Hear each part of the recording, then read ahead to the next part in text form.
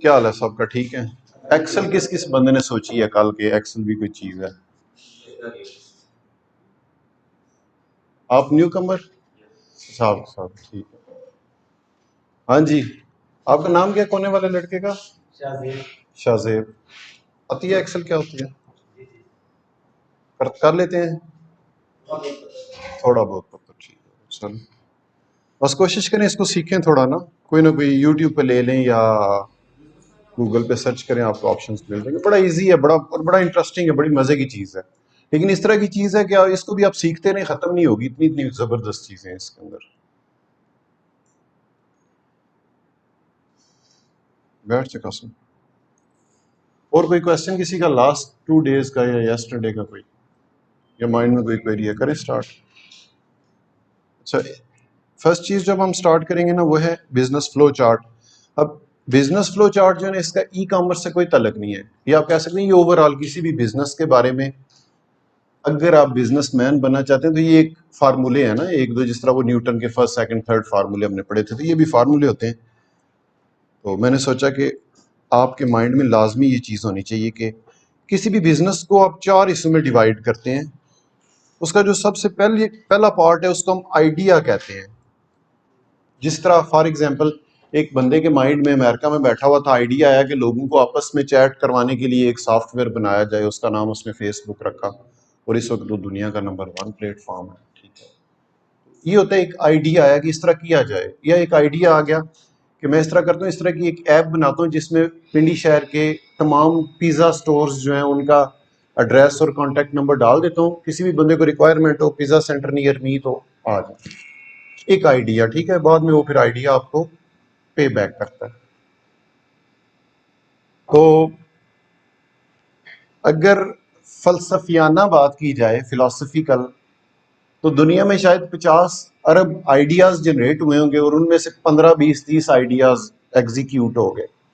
तो एग्जीक्यूशन क्या होती है कि सोचने को तो आप रोजाना एक नया आइडिया सोच सकते हैं, लेकिन सेकंड स्टेप होता है कि आप किसको अमली जामा पहनाते हैं, किसको आप एक्चुअली उस पर काम करते हैं, नुकसान फायदा कैलकुलेट करके फिर नुकसान उठा लेते हैं या फायदा हासिल कर लेते हैं, उसको कहते हैं एग्जीक्यूशन करना आइडिया।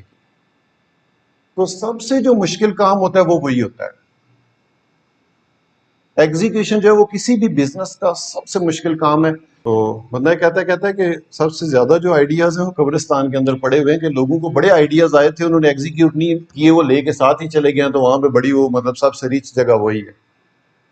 तो एग्जीक्यूशन का मतलब होता है कि आइडिया आया तो उसको आपने एक्टिवेट करना है, मतलब इन्वेस्टमेंट करनी है, उसको मार्केट में लेके आना है, उस पर नुकसान करना है या फायदा उठा लेना, वो एक बात की बात है। ठीक हो गया। नंबर 3, एग्जीक्यूशन के बाद जो आपका स्टेप आ जाता है वो होता है मैनेजमेंट, कि अब आपने उसको मैनेज किस तरह करना है। स्टार्ट तो आपने ले लिया है, अब मैनेज करने से मुराद डे 1 से जब आपने डिसाइड कर लिया हाँ जी एग्जीक्यूट करने हैं, तो साथ ही नेक्स्ट स्टेप स्टार्ट हो गया मैनेजमेंट जी। ऑफिस कहाँ पे लेना है या शॉप कहाँ पे लेनी है, उसको शटर कौन सा लगवाना है, एम्प्लॉय कौन सा रखना है, किराया कितना होना चाहिए, स्टॉक कौन सा लेना है, हर चीज वो फिर मैनेजमेंट आपकी होगी। मेरे पास कितने अरसे का बजट होना चाहिए, मैं कितना नुकसान कर सकता हूँ, कितना अरसा चल सकता हूँ, मैंने कैसे इसकी मार्केटिंग करनी है, क्लाइंट्स कहाँ से लेने हैं, प्रॉफिट रेशियो, ब्रेक डाउन, हर चीज मतलब उसमें फिर वो मैनेजमेंट में आ जाती है। चौथी चीज होती है ग्रोथ। ठीक है, मैनेजमेंट आपने कर लिया है। अब अगर आप मैनेजमेंट पे ही बैठ गए हैं तो फिर ग्रोथ नहीं होगी, फिर आप उस दुकान को फॉर एवर चलाते रहेंगे। सुबह जाके शटर खोला, खुद ही जाके काउंटर पे बैठे, कस्टमर को डील किया, शाम को पैसे जेब में डाले, 5,000 की दिहाड़ी लग गई है जी, अगले दिन फिर 5,000 की दिहाड़ी, फिर आप बिजनेसमैन नहीं है, फिर आप दिहाड़ीदार बन गए, आपकी दिहाड़ी 5,000 बन गई या 10,000। ग्रोथ का ये मतलब है कि जो मैनेजमेंट है उसको इस तरह मैनेज करें कि आपके बगैर वो काम चलना शुरू हो जाए, and you start to improve your business, increase grow your business. कोई भी दुनिया की चीज है, हर चीज पे लागू होगा ये आइडिया, उसके बाद उसकी एग्जीक्यूशन, उसके बाद उसकी मैनेजमेंट, और फिर उसकी ग्रोथ। ठीक है, अगर आप फोर्थ स्टेप पे भी नहीं जाते हैं तो फिर आप दिहाड़ीदार हैं, आप बिजनेसमैन ही अपने आप को कह सकते हैं। ठीक है, अब मैं आपको अपने काम का बताता हूँ प्रैक्टिकल। 60 70 बंदे काम कर रहे हैं और मैं ऑनेस्टली शायद मुझे एक आधा मैसेज दिन में आ जाता है कि यार ये इशू हो गया तो इसको क्या करें। लोग क्या करते हैं, लोग कहते हैं पाकिस्तानी जो माइंड है वो कहते हैं गले पे खुद बैठोगे तो बिजनेस होगा। मैं इस चीज पे बिलीव नहीं करता। मैं कहता तो आप सिस्टम इस तरह का बनाओ, लोग इस तरह के ढूंढो कि आप उन पे ट्रस्ट कर सको। जो सीईओ है ना गूगल का, पिचाई, उससे उन्होंने इंटरव्यू जब किया तो उसने कहा कि आपके लिए जिंदगी में सबसे मुश्किल टास्क या सबसे बड़ी जो चीज थी जिस पे आपने कवर किया, काबू पाया, वो क्या थी? इंटरव्यू दे रहा था, छोटा सा एक शॉर्ट सा क्लिप था। तो कहते हैं कि मुझे ये सीखने में बड़ा टाइम लगा है कि मेरे बगैर भी कोई काम हो सकता है। मैं समझता था मैं नहीं करूंगा तो नहीं होगा काम, तो मैंने दूसरे लोगों को ट्रेन करके उनसे काम करवाना जो सीखा ना, इस पे मुझे बड़ा मुश्किल लगी है कि मैं ट्रस्ट ही नहीं कर पा रहा था किसी पे। मैं सोच भी नहीं सकता था कोई और भी बंदा मेरे जैसा काम कर सकता है। तो जब आप इस चीज पे पहुंच जाते हैं ना, तो समझे कि मैनेजमेंट का आखिरी आपने डन कर दिया कि you are out, you are just looking, एक बर्ड आई व्यू आपके पास हो गया और आपका बिजनेस ऑटो पे वो सारी गिरारियां टक टक टक टक चल रही है। That is business. और अगर आपने खुद जाके इन्वॉल्व होना है और लोगों के साथ लड़ना है और उसको कहना पैसे भेज भाई, तू सामान भेज भाई, फिर बिजनेस नहीं है, फिर आप दिहाड़ीदार है। बेशक आप 50 लाख रुपए डेली का कमा रहे हैं, मैं नहीं मानता बिजनेसमैन। ठीक है, बिजनेसमैन है, आप फ्री हो जाओ, इंजॉय करो, सुकून करो, रिलैक्स करो, मेहनत करो। मैंने ये जो शीटें या जो बिजनेस ये सेटअप जो बनाया ना, अल्लाह को है, मैं 18-18 घंटे कंटिन्यूसली बैठ के, मैं उठ के सीधा नहीं मुझसे होने होता था। 18-18 घंटे रात दिन कभी नहीं सोचा। बनाई हर चीज की, यार सिस्टम बनाना है, पैसे नहीं चाहिए मुझे, और बन गया सिस्टम। तो ये एक इंपॉर्टेंट चीज थी, मैंने कहा आपके साथ डिस्कस करूं। कभी आप बैठें किसी जगह पे तो आपको पता हो यार, चले बिजनेस नहीं कर रहे लेकिन पता है बिजनेस होता किस तरह। ठीक है, 4 चीजें: आइडिया, एग्जीक्यूशन, मैनेजमेंट और ग्रोथ। राइट? ग्रोथ उस वक्त होगी when you are a businessman और आपने अपनी जगह पे एक मैनेजर रखा है जिसको फुल अथॉरिटी दी है, नुकसान करो, फायदा करो, मौज करो, मैं नहीं आपको छेड़ूंगा। आपने कैलकुलेशन करनी ना अपनी।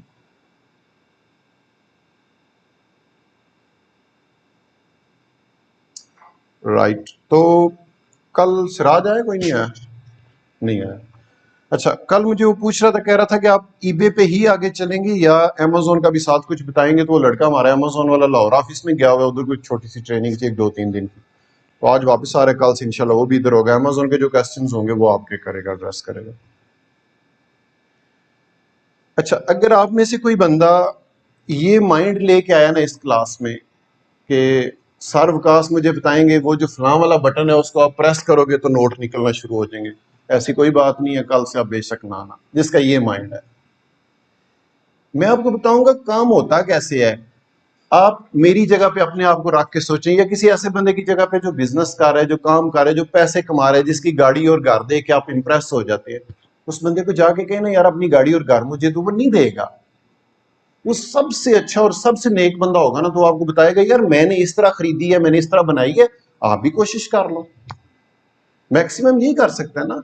आप मुझे कहेंगे जी अपनी जो सबसे हार्ड प्रोडक्ट है वो मुझे दे, मैं बेचना चाहता हूं। मैं कहता हूं ना बाबा, ये नहीं हो सकता। मैं आपको ये बता सकता हूँ कि हार्ड प्रोडक्ट मिलेगी किस तरह।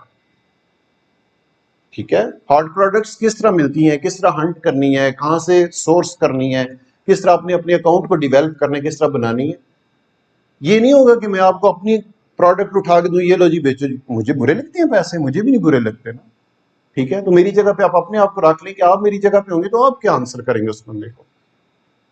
बाकी आपके जो क्वेश्चंस होंगे ईबे अमेजोन के रिलेटेड, आप कोई भी क्वेश्चन माइंड में, तो देखो क्वेश्चंस ही होते हैं ना। जब एक बंदा काम करना चाह रहा होता है, बंदा कहता है आगे से राइट मुड़ना, बंदा कहता है उसके बाद लेफ्ट मुड़ जाना, उसके बाद सीधा जाना। अब एक बंदा आपको रास्ता सारा बता देता है, उस साथ तो नहीं आपके जा सकता ना ऑलवेज। तो आपको कहेगा ये रास्ता है, अगर आप जा सकते हो तो जाओ, ट्राई करो। मैं तो वहां से गुजर के आया हूँ, मुझे कांटे भी लगे थे पाँव में, ऊपर से लोगों ने पत्थर शत्थर भी मारे थे, तो मैं उस रास्ते से गुजर के इधर पहुंच आया हूँ। अगर तुम में हिम्मत है तो तुम भी इस रास्ते से गुजरो। ठीक हो गया। सेलिंग लिमिट या अलाउंस ईबे में ये चीज एग्जिस्ट करती है, अमेजोन में नहीं होती है। अमेजोन में आप स्टार्ट करते हैं, ईबे में भी पहले नहीं था। जब हम स्टार्ट किया था हमने 2009, 10, 11 में, तो उस वक्त अकाउंट ओपन करते थे और पहले दिन आप फुल फ्लैज जितना मर्जी है बिजनेस स्टार्ट कर दो। लेकिन जाहिर है वो भी वक्त के साथ एवोल्यूशन हुई, तो उनको पता चला कि लोग एकदम आके तो 100-200 ऑर्डर, चीजें पास 10 पड़ी हैं, क्वांटिटी वहां पे 100 लिख दिया है, 100 के 100 ऑर्डर आ गए हैं, मुड़ के कैंसिल कर रहे हैं ऑर्डर, जी नहीं हमारे पास पड़ी। ठीक है, तो उन्होंने भी ये प्लान बना लिया है कि हम लोगों को बिजनेसमैन बनाएं। उनको कहेंगे छोटे से स्टार्ट करो और आहिस्ता आहिस्ता ग्रो करो। तो उसका उन्होंने हल ये निकाला कि उन्होंने आपको, जब भी आप एक नया अकाउंट बनाते हैं तो आपको एक सेलिंग लिमिट दे देते हैं। नए अकाउंट पे एक सेलिंग लिमिट होती है, समटाइम्स वो 10 प्रोडक्ट सिर्फ होती है, 10 क्वांटिटी होती है, प्रोडक्ट्स नहीं, एक प्रोडक्ट की 10 क्वांटिटी आप बेच सकते हैं, एक महीने का अलाउंस होता है, ठीक है। अब उस एक महीने में वो आपको जज करते हैं, क्योंकि उनको अपनी जो रेपुटेशन है वो बड़ी प्यारी है। वो कहते हैं कि कोई भी बंदा, कोई ऐसा बंदा, नया बंदा आ गया, नाड़ी आ गया, उसने चीज कोई पिक्चर और लगाई है, कस्टमर को कोई और भेज दिया, हमारा तो लॉस हो गया ना।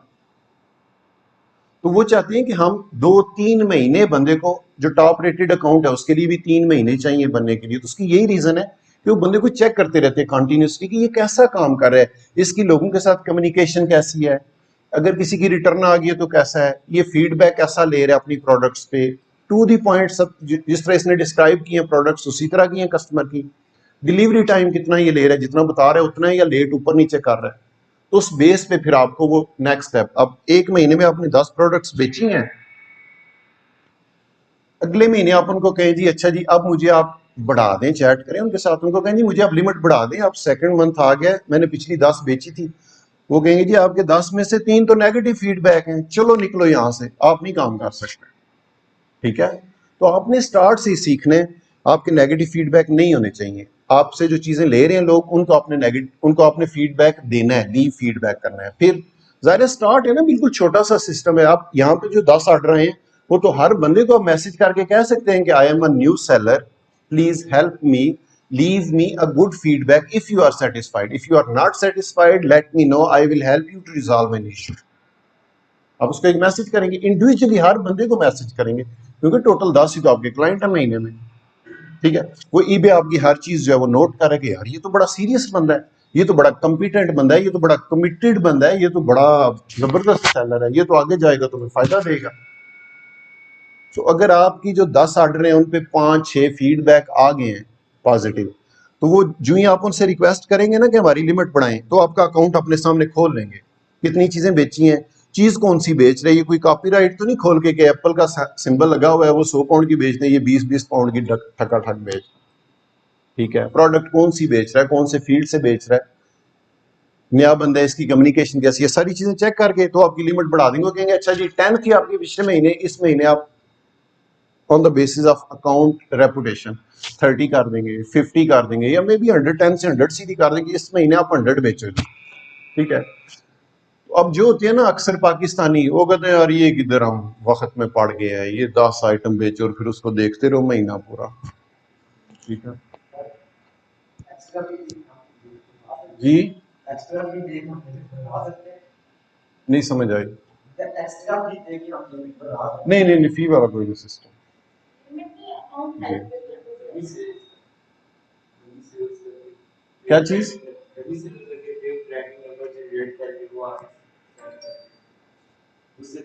नहीं मेरा ख्याल है जो जो बंदा बिजनेसमैन होता है ना, जो आगे जाना चाहता है, वो सोचता भी नहीं ये चीजें। अगर आपके माइंड में ये सोच आती है ना, तो you need to work on yourself. मैं तो आपको ये मशवरा दूंगा, ठीक है ना।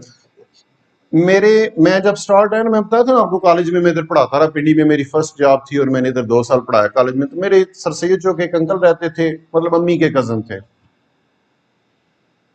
तो वही वाहिद रिश्तेदार थे इधर पिंडी में। तो मैं कभी कभार, वो नानी की बहन थी उनको मिलने चला जाता था, उनकी जो वालदा थी।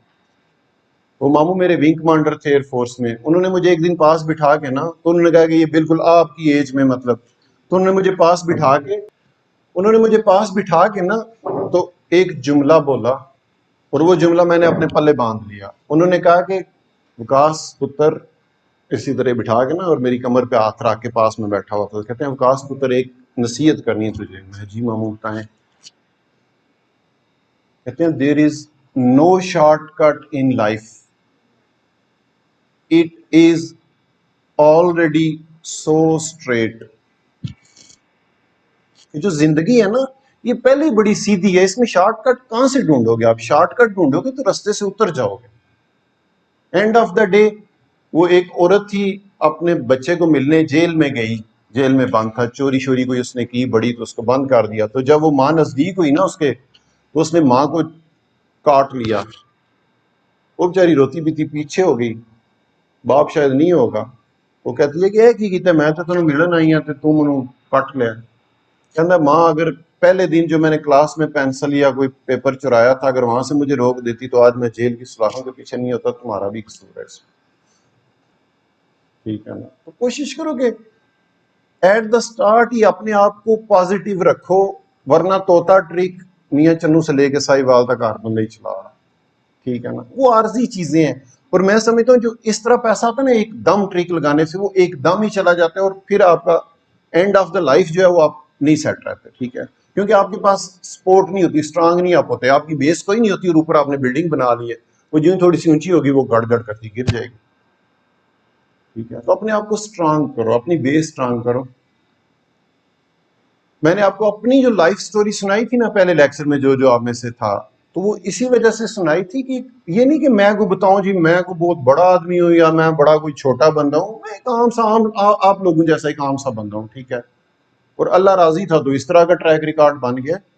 मेरा बताने का सिर्फ मकसद ये था कि 2009 में 2009 में मैंने ईबे स्टार्ट किया था और 2017 तक मैं हैंड टू माउथ रहा था, कि मतलब इतने को ऑर्डर आते थे। स्टार्ट में दिहाड़ियां लगी थी, पता है अकाउंट बंद हो गए थे फिर लंदन में, उस वक्त दिहाड़ियां लगी थी, लेकिन फिर मैंने सोचा यार ये तो बिजनेस नहीं है, महीना करो 2 महीने बैठो, फिर महीना करो फिर 2 महीने बैठो, एक प्रॉपर बिजनेस होना चाहिए। तो जब प्रॉपर बिजनेस पे आया तो मार्जिन बहुत कम हो गया, लेकिन कंटिन्यूस हो गया। तो 2017 तक मेरी सिचुएशन ये थी कि हम लंदन से मैनचेस्टर मूव हुए कि चलो जरा सस्ता एरिया है। तो मेरा दूसरा भाई लंदन में इसको देख रहा था, ईबे के जो थोड़े बहुत ऑर्डर्स आते थे उनको, और मैंने मैनचेस्टर में आके तो फारिग रहने की बजाय मैंने 1.5 साल टैक्सी किया वहां पे। और टैक्सी करने से पहले जो मेरे 3 महीने थे ना 4, जिसमें मैं लाइसेंस कर रहा था टैक्सी का, उसमें मैंने पिज्जा हट पे 3 महीने डिलीवरियां की। उनके यार फारिग क्या बैठना है, उनके पास में क्या ड्राइवर चाहिए, कहते हैं जी चाहिए, रमजान का महीना था, रोजे रख के तो मैं बड़े बड़े मजे की खुशबुएं किसी चीजें डिलीवरी करता था, ठीक है ना। तो बात ये कि अगर आप ये कहते हैं ना कि जी आज हम सर्वकास्ट की क्लास में गए हैं, इन्होंने ट्रिक बता देना है, बस कल बाहर निकलेंगे वी विल बी रिच, ऐसा नहीं होता। अल्लाह पाक के कानून है। ये जो जमीन है ना, ये जिस जमीन पे हम बैठे हुए हैं, 8 अरब लोग हैं, इसको इस पोजीशन में पहुंचने में 3.5 अरब साल लगे। अल्लाह तो कहता है कुन और फाया कुन, हो जाता है। कर सकता था ना, नहीं किया। उसने भी एक रूटीन एक तरतीब बनाई है। एक टाइम था यहाँ पे डायनासोर भेजे बड़े बड़े के, जमीन को जरा लेवल तो करो ना जाके, मेरे लोगों ने आने वहां, ठीक है। फिर यहाँ पे बारिशें बसाई, जंगल शंगल हुए, फिर ऑक्सीजन बनी और फिर इंसान आया। मतलब अल्लाह ने एक सिस्टम बनाया, आपको उसके अंदर चलना पड़ेगा। अगर आप उससे बाहर निकलने की कोशिश करेंगे आप फना हो जाएंगे, ठीक है। और आप में से 2009 से 17 कितना अरसा बनता है? 8 साल। आप में से किस बंदे में हिम्मत है कि यार 8 साल मुझे इसमें से हैंड टू माउथ भी मेरा तो मैं छोड़ूंगा नहीं, करता रहूंगा? किस किस में हिम्मत है इतनी? कौन बंदा चाहता है कि मुझे सुबह ही ना पैसे मिले, अगर 8 साल की भी चक्की काटनी पड़ेगी, पीसनी पड़ेगी तो मैं काट लूंगा, कोई मसला नहीं। 1 2 3 4 5, बस बहुत ज्यादा है ना। पता है क्या, देखो बात यह है कि जब आप किसी चीज को कंडीशनल रख लेते हो ना, तो वो ज्यादा मुश्किल हो जाती है, क्योंकि फिर आपसे बर्दाश्त करना मुश्किल हो जाता है ना। मैं ये नहीं कह रहा कि मैं कोई यहाँ पे बैठा हुआ और डिसाइड कर रहा हूँ आपका इतना टाइम, आपका इतना टाइम। मैं तो कह रहा हूँ कि मैंने 8 साल भी क्यों, हो सकता है अल्लाह ताला आपको 6 महीने में ले जाए कहीं पे। मैं तो नहीं बता रहा ना कि 8 साल मस्ट है, एक फिक्स है। हो सकता है मेरी मेहनत कम थी, मैं स्लो लर्नर था, मैं स्लो काम कर रहा था, हो सकता है आप 6 महीने में वहां पे पहुंचे। लेकिन आप मेंटली प्रिपेयर रहें कि छोड़ना नहीं है हमने, कि अगर हमें नई आउटपुट मिल रही तो हम चलते रहेंगे, आहिस्ता आहिस्ता लगे रहेंगे इसके साथ। और 2017 से 2022 के मतलब जब वो मेरी मेहनत पूरी हो गई तो उसके बाद, पता है जब बोर करते हैं जमीन में तो 10 फुट पे भी कुछ नहीं आता, 20 पे 30 50 100 150 200, पिंडी में स्पेशली। अभी मैंने एक बोर करवाया तो उसका मेरे माइंड में आ रहा था, 500 पे भी कुछ नहीं आ रहा था, और जो ही वो 505 फुट पे उसने हिट किया तो ऐसे पानी हो 15-20 फुट जमीन से भी ऊपर गया। एक टाइम होता है ना हर चीज का। मैंने आपको एग्जांपल दिया ना, आप बुराई भी करते हैं तो समझे आपने बुराई का बीज फेंक दिया, ये फल देगी आपको जरूर। टाइम लिमिट डिपेंड करता है आपके बीज पे, कौन सा बीज कितने अरसे बाद फल देता है। अब सेलिंग लिमिट उन्होंने 3 महीने का क्यों लगाया हुआ कि 2 3 महीने 4 महीने आपको नहीं देते हैं, कि जिसने भागना है वो भाग जाए। वो मुझे एक शेर याद आ रहा है, ये कदम कदम बलाएं, ये सवाद कुए जाना, जिसे जिंदगी हो प्यारी वो यहीं से लौट जाए। इसमें भी वही है कि वो आपको इतना स्लो स्लो करके देते हैं ना कि जो ज्यादा खाने वाला है, जिसका मुंह बड़ा है, वो यहीं से पलट जाए। हम आहिस्ता आहिस्ता उसका मुंह बड़ा करेंगे। ठीक है ना। आप न्यू स्टार्ट ले रहे हैं, आपको लिमिट कम देंगे, आपने आहिस्ता आहिस्ता उस पर वर्क करना है। वो आपकी कमिटमेंट देखते हैं, बंदा भागने वाला तो नहीं है।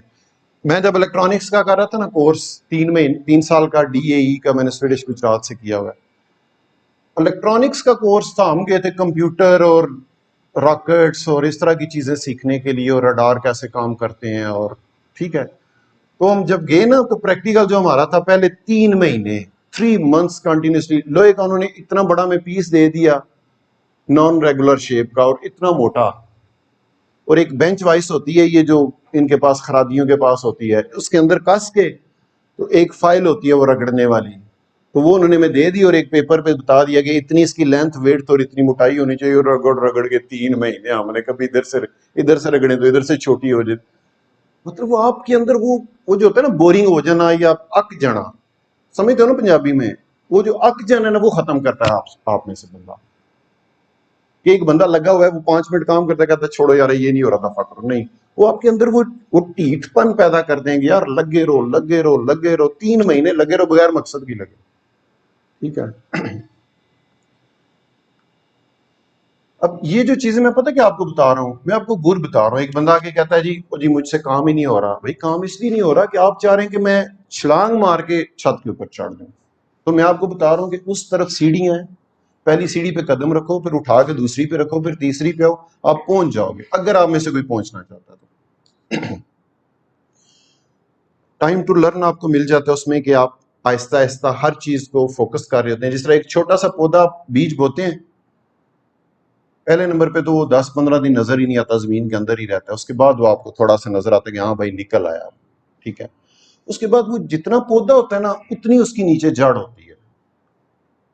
अब अगर पहले दिन या दूसरे दिन या 5वें दिन एकदम वो छत जितना पौधा निकल आएगा, नीचे उसकी जड़ें नहीं होंगी, तो वो कैसे स्टैंड करेगा। तो ये भी फितरत का एक रूल है कि वो पौधा जितना ऊपर जाता है ना हाइट उसकी, उतनी उसकी जड़ें नीचे जाती हैं, दोनों चीजें इकट्ठी चलती हैं। कभी भी इस तरह नहीं होता कि एकदम वो ऊपर चला जाए और जड़ें ना हो नीचे।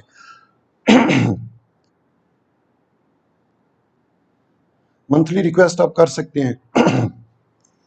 अपने जो सेलर्स हैं उनसे फीडबैक आप रिक्वेस्ट करें, और उसके बाद स्टार्ट में आप पर्सनल अकाउंट बनाएं। जब आप उसको बिजनेस में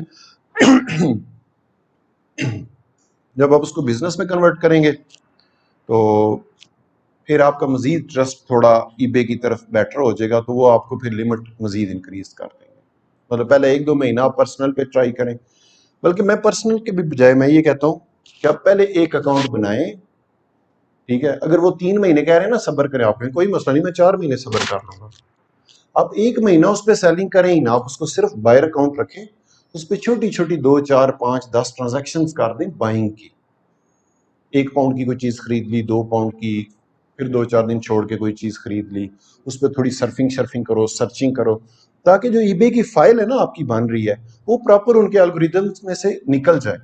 जब आप एकदम अकाउंट बना के साथ उस पर सेलिंग स्टार्ट करते हो, कहता है तो कोई एक्सपर्ट फ्रॉड आ गया, कि ये कोई जेन्युइन सेलर या जेन्युइन बायर नहीं है। ये एल्गोरिदम लगा हुआ है ना, कि एक बंदा है उसको कैसे पता है कि ईबे का अकाउंट बनाना है और सेलिंग स्टार्ट कर देनी है।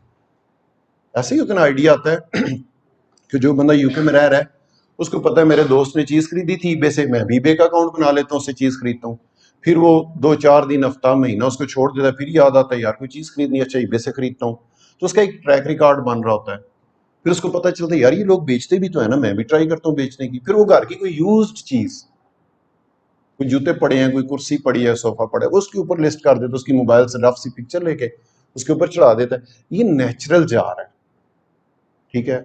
और उन्होंने, आप समझते हैं उन्होंने 3 एल्गोरिदम लगाए होंगे या 4, उन्होंने क्या पता 10,000 एल्गोरिदम लगाए हुए, जिनकी बुनियाद पर वो डिसाइड करते हैं आपके अकाउंट्स। वो यूज चीज उसने उस पर लिस्ट कर दी है, उस पर व्यूज आ रहे हैं, वो नहीं बिकी है, 10-15 दिन बाद आपने रिमूव कर दी, नहीं बिकती आ रही पे कोई चीज। फिर आपने दोबारा कोई चीज पकड़ी, घर की कोई चीज, फिर आपने लिस्ट कर दी, आपने कहा प्राइस कम रखता हूँ बिक जाएगी, फिर वो बिक गई। वो जो चीज पहले आपकी बिकी है ना, that shows you are a genuine seller. यार मजा है, ये तो गुड है, जबरदस्त है, चीजें बिकती हैं यहाँ पे। आप किसी दुकान पे गए, वहां पे कोई चीज आपने सस्ती सेल में लगी हुई देखी, आपने कहा ठीक है ये उठा के ट्राई करते हैं, eBay पे हो सकता है कुछ ना कुछ इनकम इधर से आनी शुरू हो जाए। तो वो जो आपका एक ट्रैक रिकॉर्ड बन रहा होता है ना, उसकी बेस पे फिर वो हमेशा आपका अकाउंट टॉप पे रहता है। फिर आप जब कोई नई लिस्टिंग करेंगे ना, तो eBay के एल्गोरिदम में जेन्युइन सेलर है इसको ऊपर लेके। समझ आ रही है? लोग कहते हैं अकाउंट क्यों सस्पेंड हो जाते हैं, अकाउंट तो भाई सस्पेंड होने ना, आपको किसी ने बताया eBay से पैसे आते हैं, आप गए जाके अकाउंट बनाया, लिस्टिंग कर दी। तो ये कौन आ गया बंदा जिसको पहले ही पता है, पैदा होती है इसको पता है जी ईबे से पैसे आते हैं, इस पे सेलिंग होती है। ठीक है, तो मसला ये है कि लोग जो है ना वो इनकम्प्लीट इंफॉर्मेशन देते हैं, वो सिर्फ ये बताते हैं कि इधर से पैसे आएंगे, लेकिन कैसे आएंगे, स्टेप्स क्या हैं उसके, उनको फॉलो करो। अच्छा, उसके बाद नेक्स्ट एक चीज मैंने आपको बतानी थी, ईबे फीस और पेनल्टीज। तो ईबे फीस आप यूं समझ लें कि ईबे आपके भी आप पे एक सेल्समैन है, वो कमीशन पे काम कर रहा है। आप एक प्रोडक्ट देते हैं जी, ये मैंने चीज बेचनी है, वो अपने कस्टमर्स को, उसके कस्टमर्स हैं, उनको दिखाता है भाई ये चीज है इतने की, ये लेनी है, वो कहते हैं हाँ जी लेनी है। वो आपके साथ उसकी डील हुई है कि आप जितने की भी बेचोगे 10% मैं लूंगा इसमें से। आप कहते हैं ठीक है बेचो, जितनी बेचोगे ले लेना 10%। तो वो एक फीस आपसे लेते हैं। ठीक है, फीसिस में सबसे जो पहली चीज होती है वो होती है, अब आप लोगों को शायद कुछ को ये चीजें ना अच्छी लग रही हो, लेकिन मैं समझता हूं कि ये वो चीजें हैं, ये छोटे छोटे डॉट्स हैं जिनके जिनसे मिलके पूरी पिक्चर बनती है। ठीक है, हर चीज अपनी जगह पे इंपॉर्टेंट है। सब्सक्रिप्शन फी ईबे पे, अगर आप एक शॉप सब्सक्राइब, बगैर शॉप के भी आप काम कर सकते हैं, लेकिन अगर आप शॉप सब्सक्राइब करते हैं तो 25 पाउंड बेसिक की फीस है, उसके बाद एक एडवांस्ड होती है, उसकी मेरा ख्याल है 49 है या 50 पाउंड। जी, कितने टाइम के लिए, मंथली फी, सब्सक्रिप्शन मंथली होती है। ठीक है, आप बगैर शॉप के भी कर सकते हैं, लेकिन आगे उन्होंने शॉप के ऑप्शंस दिए हुए हैं कि बेसिक शॉप अगर सब्सक्राइब करते हो तो 25 पाउंड मंथली देने ही देने, सेल होती है या नहीं होती। 50 पाउंड अराउंड, मतलब बता रहा हूँ अराउंड 50 पाउंड है शायद, उसमें आपने देने ही देने हैं। फर्क क्या आ जाता है, फर्क सिर्फ ये आता है कि डिफरेंट उसमें फैसिलिटीज हैं जी, बेनिफिट्स। हाँ मैं बिल्कुल आऊंगा सर। अच्छा, अब आप कहते हैं यार हम 25 पाउंड दे रहे हैं, हमें क्या फायदा। तो फायदा उसमें ये होता है कि एक तो इंडिविजुअली बगैर शॉप के जब भी आप लिस्टिंग करेंगे ना, आपसे 36 पैनी वो चार्ज करेंगे लिस्टिंग करने के, मस्ट करेंगे। जब भी आप एक लिस्ट करेंगे ना, तो आपके अकाउंट से 36 पैनी वो ले लेंगे। अगर आप 10 लिस्टिंग करते हैं तो 3 पाउंड 60 पैनी। अगर आप 30 लिस्टिंग करते हैं तो वो आपके तकरीबन 10-12 पाउंड बन गए। तो मैं बैठ के कैलकुलेशन कर रहा था कि अगर आप 70 लिस्टिंग करते हैं तो वो एक दफा की फी नहीं होती है, वो हर 30 डेज के बाद रिवाइज हो रही है हर मंथ पे। कि अगर आपने 10 लिस्टिंग की हुई है और उन्होंने आपसे 3 पाउंड 60 लिए हैं, तो अगली पहली को फिर आपकी, अगर वो 10 की 10 चल रही है लिस्टिंग, आपकी चीज बिकी है या नहीं बिकी, अगले महीने फिर उन्होंने वो लिस्टिंग फी आपसे काट लेनी है हर लिस्ट की। बेशक क्वांटिटी आपने उसमें कोई भी डाली हुई है, आप देखते हो ना वहां पे कितनी मेरी लिस्टिंग, कितनी प्रोडक्ट्स हैं। तो अगर 10 हैं तो 360 हर महीने लेने ही लेने उन्होंने, 36 पैनी पर लिस्ट के हिसाब से। हम कैलकुलेशन कर रहे थे कि 70 लिस्टिंग पे 25 पाउंड बन जाते हैं आपके मंथली। लेकिन अगर आप शॉप सब्सक्राइब कर लेते हैं, उधर 25 पाउंड दे देते हैं, तो आपकी 100 लिस्टिंग, 100 है या कितनी है फ्री लिस्टिंग बेसिक शॉप के साथ, वो पूरी डिटेल आप ईबे पे जाके लिखेंगे ना, बेसिक शॉप या शॉप सब्सक्रिप्शन, तो पूरा एक चार्ट बना हुआ है कि बेसिक का ये बेनिफिट्स हैं, इतनी फीस है इसकी, इसमें ये बेनिफिट्स हैं। तो अगर आप 70 लिस्टिंग करते हैं, 50 भी मैं तो कहता हूँ करते हैं, 2-4 पाउंड का फर्क रहता है, तो फिर आप शॉप सब्सक्राइब करें। शॉप सब्सक्राइब ऐसे ही है कि जैसे एक बंदा थैला कंधे पे रख के तो चीजें बेच रहा है और एक बंदे का ठिया है, ठिए वाले पे ज्यादा ट्रस्ट होगा। एक अल्गोरिदम में आपको पॉइंट मिल गया, आपकी लिस्टिंग बाकी सब कुछ बराबर है, लेकिन आपने शॉप सब्सक्राइब किया, दूसरे बंदे ने नहीं की हुई, you are one step ahead. हाँ, शुरू में 2-4-5 लिस्टें तो जरूरत नहीं है, लेकिन जब मैं कह रहा हूँ कि आप 10 या 20-30 लिस्टिंग की तरफ जाते हैं, या आप अगर बिजनेसमैन बनना चाह रहे हैं, तो आप समझते हैं कि अब मुझे 25-30 पाउंड आने शुरू हो गए हैं, तो मैं इन्वेस्ट कर देता हूँ, मैं शॉप ले लेता हूँ, उससे आपको और मतलब फास्ट हो जाएगी, आपकी बेनिफिट आपको आएगा। शॉप का क्लियर हो गया कॉन्सेप्ट? लिस्टिंग फी मैंने आपको बता दिया कि हर 30 डे के बाद,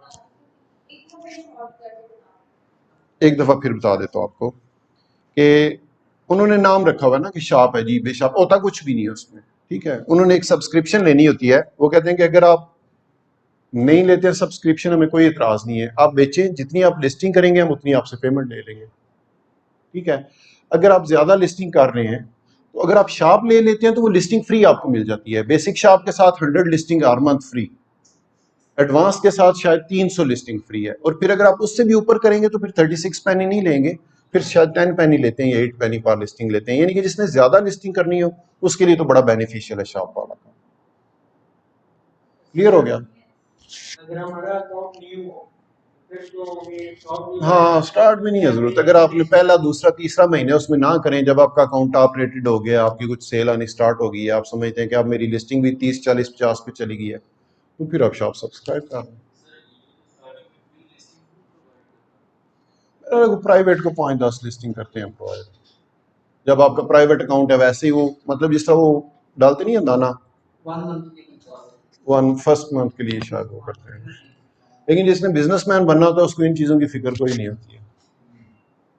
ठीक है, वो कहता है खैर 2-4 पाउंड मुझे 10 लिस्टिंग देंगे आपको फ्री, कितने 3 पाउंड, 3 पाउंड 60, 1000 रुपया, क्या वैल्यू है यार। ठीक है,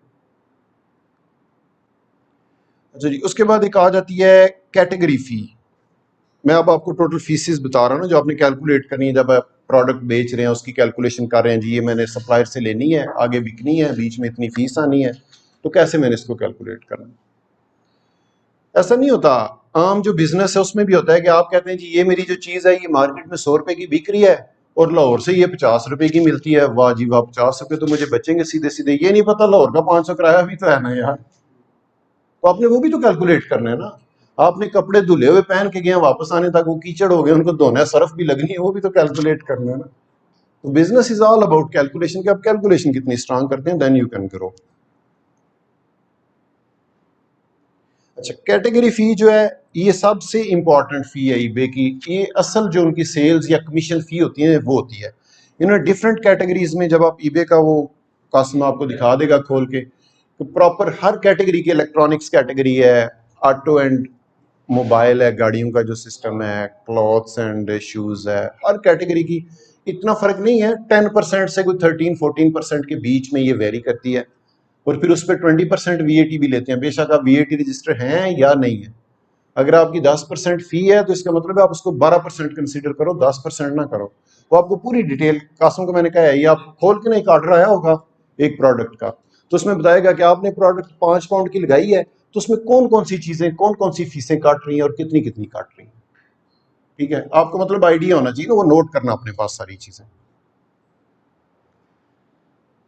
मतलब कैटेगरी फी जो है ये सबसे मेन इंपॉर्टेंट फीस है, 12% 13% की। 5 पाउंड की चीज बेच रहे हैं तो 50 पैनी सीधा सीधा वो। और इसमें एक ट्रांजैक्शन फी होती है, वो कोई नहीं मैंने लिखी, ट्रांजैक्शन फीस। अच्छा हाँ, आ गया, ठीक हो गया।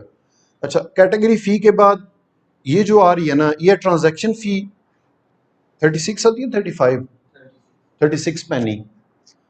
ये जो फीस है जब भी आपकी कोई चीज बिकेगी, ये जो कैटेगरी फी है ये भी जब कोई बिकेगी चीज तो उस पर ये लागू होगी, अदरवाइज नहीं है। और ये जो ट्रांजैक्शन फीस है ये भी जब कोई ट्रांजैक्शन होगी, कोई चीज बिकेगी तो उस पर फीस होगी। ठीक है, ये कितनी होती है, ये 36 पैनी है। जब भी आपकी कोई चीज बिकेगी, ईबे ने कहना है जी वो कैटेगरी फीस को छोड़ के उसके अलावा 36 पैनी तो निकालो ना। बेशक 2 पाउंड की चीज बेची है, या 10 पाउंड की चीज बेची है, या 75 पाउंड की चीज बेची है, या 2000 पाउंड की चीज बेची, उसने कहना 36 पैनी तो इधर करो ना पहले सीधे मेरे। ठीक है, तो आपने टोटल प्राइस में से ये लेस कर लेने कि इतने मुझे नहीं मिलेंगे।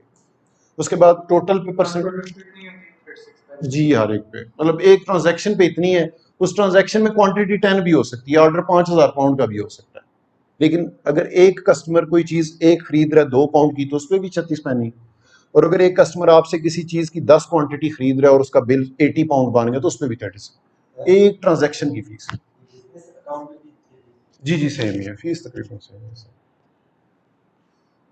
बिजनेस का यही है कि आपको एल्गोरिदम में पॉइंट्स मिल जाते हैं कि बिजनेस अकाउंट है, शॉप सब्सक्राइब की हुई है, आपको लिमिट अच्छी दे देते हैं, मतलब वो ट्रस्ट थोड़ा डेवलप हो जाता है कि यू आर सीरियस।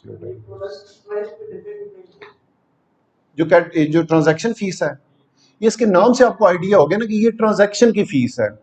ठीक है, कि आप एक दफा ईबे के पास चीज आपने बेची है तो उसने कहना जी ट्रांजैक्शन किया, हमने आपसे बातचीत की है, इसकी फीस है।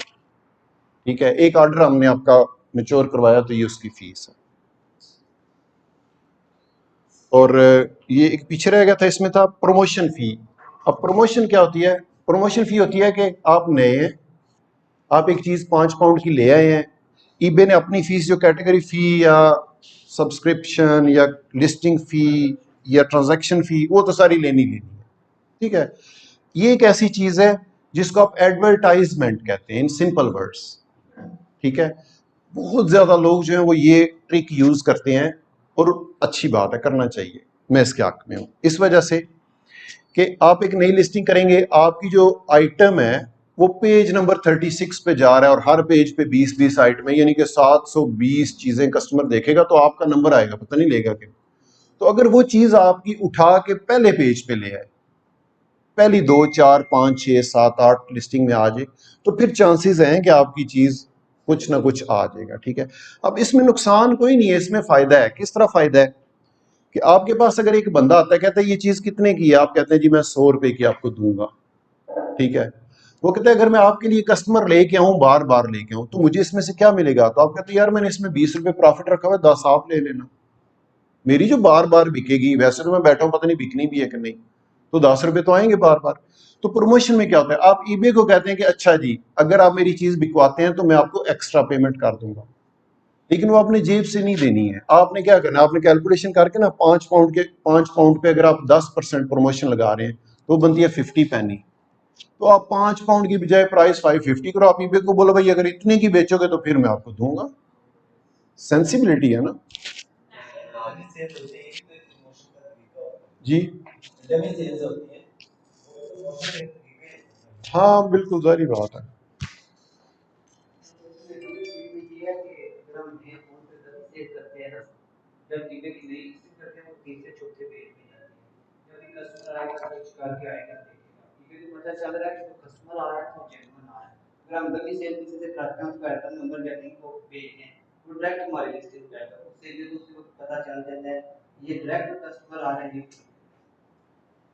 समझा रही बात की कि मतलब जब आप डमी सेल करवाते हैं ना तो आप उस बंदे को लिंक भेजते हैं। अब जब वो लिंक को फॉलो करके डायरेक्ट ईबे की वेबसाइट पे आपकी प्रोडक्ट ओपन होती है तो ईबे को तो पता चल रहा है ना कि ये कस्टमर किसी रेफरेंस से आ रहा है, तो उसकी वो वेटेज नहीं होती है। जो आपकी प्रोडक्ट का जेन्युइन कस्टमर एक चीज वो खरीद देखता है, कहता है नहीं यार ये नहीं, इसमें मैं ये वाला ऑप्शन देखता हूँ, फिर उसमें चला जाता है, कि वो पिछले 5 मिनट से चीजें सर्च कर रहा है और फिर वो पहले दूसरे तीसरे पेज पे जाके आपके आइटम को जब क्लिक करता है ना तो आपके आइटम की वैल्यू बढ़ जाती है कि वो नेचुरल आ रहा है आपके पास एल्गोरिथम के साथ। यस, ये जो वर्ड एल्गोरिथम है ना, ये आप अपने माइंड में बिठा लें कि जो जदीद टेक्नोलॉजी उसमें इसका बड़ा किरदार है। आप यूट्यूब फेसबुक पे कोई भी पोस्ट या टिकटॉक पे देखते हैं तो आप देखें जो आपके रिलेटेड जो आपको पसंद होती है बार बार वही शो कराते हैं, क्योंकि उनका भी दिल होता है कि यार हमारी वेब पे ज्यादा लोग आए और ज्यादा टाइम इस पे दें, देखें, ताकि हमारी एडवर्टाइजमेंट ज्यादा हो, जो एड्स हम चला रहे हैं वो लोग देखें।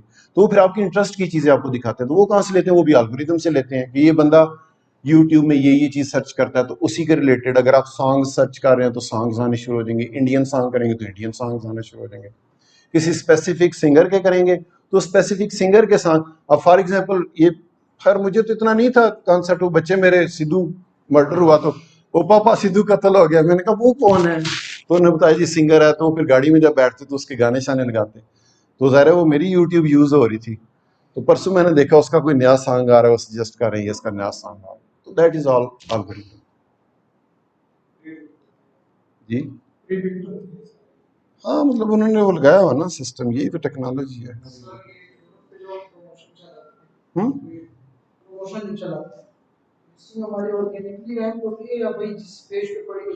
मैं आपको बताता हूँ, गुड क्वेश्चन। जब आप प्रमोशन लगाते हैं किसी लिस्टिंग पे तो ईबे आपकी जो ऑर्गेनिक लिस्टिंग है जो आपने की थी वो वहीं पे रहेगी, पेज नंबर 729 पे, लेकिन ईबे उसकी एक कॉपी पकड़ के फ्रंट पे ले आएगा। अब जब फ्रंट पे वो आपकी लिस्टिंग बिक रही है ना, आइटम बिकना शुरू हो गई है, तो आपको बेनिफिट ये हुआ है कि जो आपकी दूसरी लिस्टिंग थी वो ऊपर आ रही है, क्योंकि उस पर सोल्ड क्वांटिटी और उस पर क्लिक्स वगैरह और वो सारे आ रहे हैं। ठीक है, तो जो आप आगे जाते हैं तो उसमें फायदा ये हो जाता है कि आप फॉर एग्जांपल, मेरा खैर बड़ा ही डिफरेंट किस्म का स्टाइल है काम करने का। मैं तो कहता हूँ ब्लीडिंग भी करो और धमाके कर दो, पैसे साथ नहीं लेके जाने, इधर ही खेल के खत्म। मैं दुनिया की पता क्या एग्जांपल देता हूँ, मुझे बड़ा हौसला मिलता है उससे। मैं एग्जांपल ये देता हूँ, आप एक जुआ खाने में आए हैं और जब आप उस जुआ खाने में एंटर हो रहे हैं तो आपके पास कुछ नहीं है। काउंटर के ऊपर आप गए हैं, उन्होंने आपको 5-5 हजार की 3-4 कापियां पकड़ाई, आपने कहा जी खेलो, ठीक है। आप गए, आपने जाके वहां पे तो दाशाल गाने शुरू कर दिए, ट्रिक्स वगैरह जी के, मेरा 1000 का, मेरा 5000 का, मेरा 10,000 का। समझा रही मेरी बात की?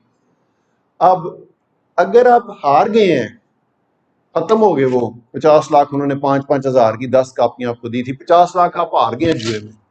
जब वापस काउंटर पे आएंगे ना तो कहेंगे हाँ जी, आप कहेंगे जी जीरो है, तो ओके निकलो बाहर, कोई मसला नहीं है। लेकिन अगर आपने उस 50 लाख को जीत जीत के 50 करोड़ कर लिया है, काउंटर पे हर चीज जमा करा के फिर बाहर निकल रहे हैं, ये दुनिया ऐसा चौथा। जब आए थे आप जीरो, जाएंगे तो थोड़ा बहुत कवर डाल देंगे ऊपर, लेकिन मेरा ख्याल है वो वर्थ नहीं है आपकी मेहनत का जो आप करते हैं। छोड़ के जाना है, आके लिया था, खेल के थोड़ी देर वापस चले जाना है। आपको लगता होगा 50-60 साल बहुत बड़ी लाइफ है, लेकिन अगर आप कुदरत को देखें ना, एक्चुअल देखें यार, कितनी गैलेक्सीज और यूनिवर्स, और वो अब तो खैर पता है यूट्यूब में बड़ी वीडियोस आ रही हैं कि इतने लाइट ईयर्स और सैकड़ों लाइट ईयर्स के फासले पे भी सियारे और उससे भी आगे भी कोई दुनिया है, ठीक है। और ये दुनिया 3.5 अरब साल हो गया बन रही है और कायनात फैल रही है। तो उसमें जब आप अपने 50 साल 60 साल कैलकुलेट करेंगे ना, आप कहेंगे यार ये तो आटे में नमक भी बहुत बड़ी चीज होती है, कुछ भी नहीं, ठीक है। तो खुल के खेलो।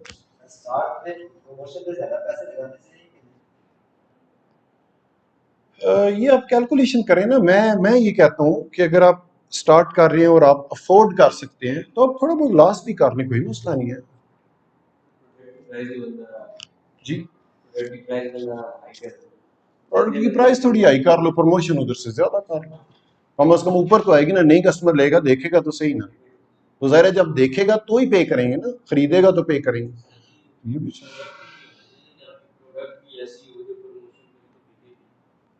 हाँ जाहिर बात है, वो फिर हंटिंग में जाके तो आप देखेंगे वो चीजें कि किस तरह की प्रोडक्ट होनी चाहिए, वो तो एक सेपरेट इशू है ना। अभी तो हम देख रहे हैं कि आपने उसको ऊपर लेके आना है, तो उसमें एक ये प्रमोशन फी आई, तो उसमें हमने डिस्कस कर लिया कि प्रमोशन क्या चीज होती है। ठीक हो गया जी।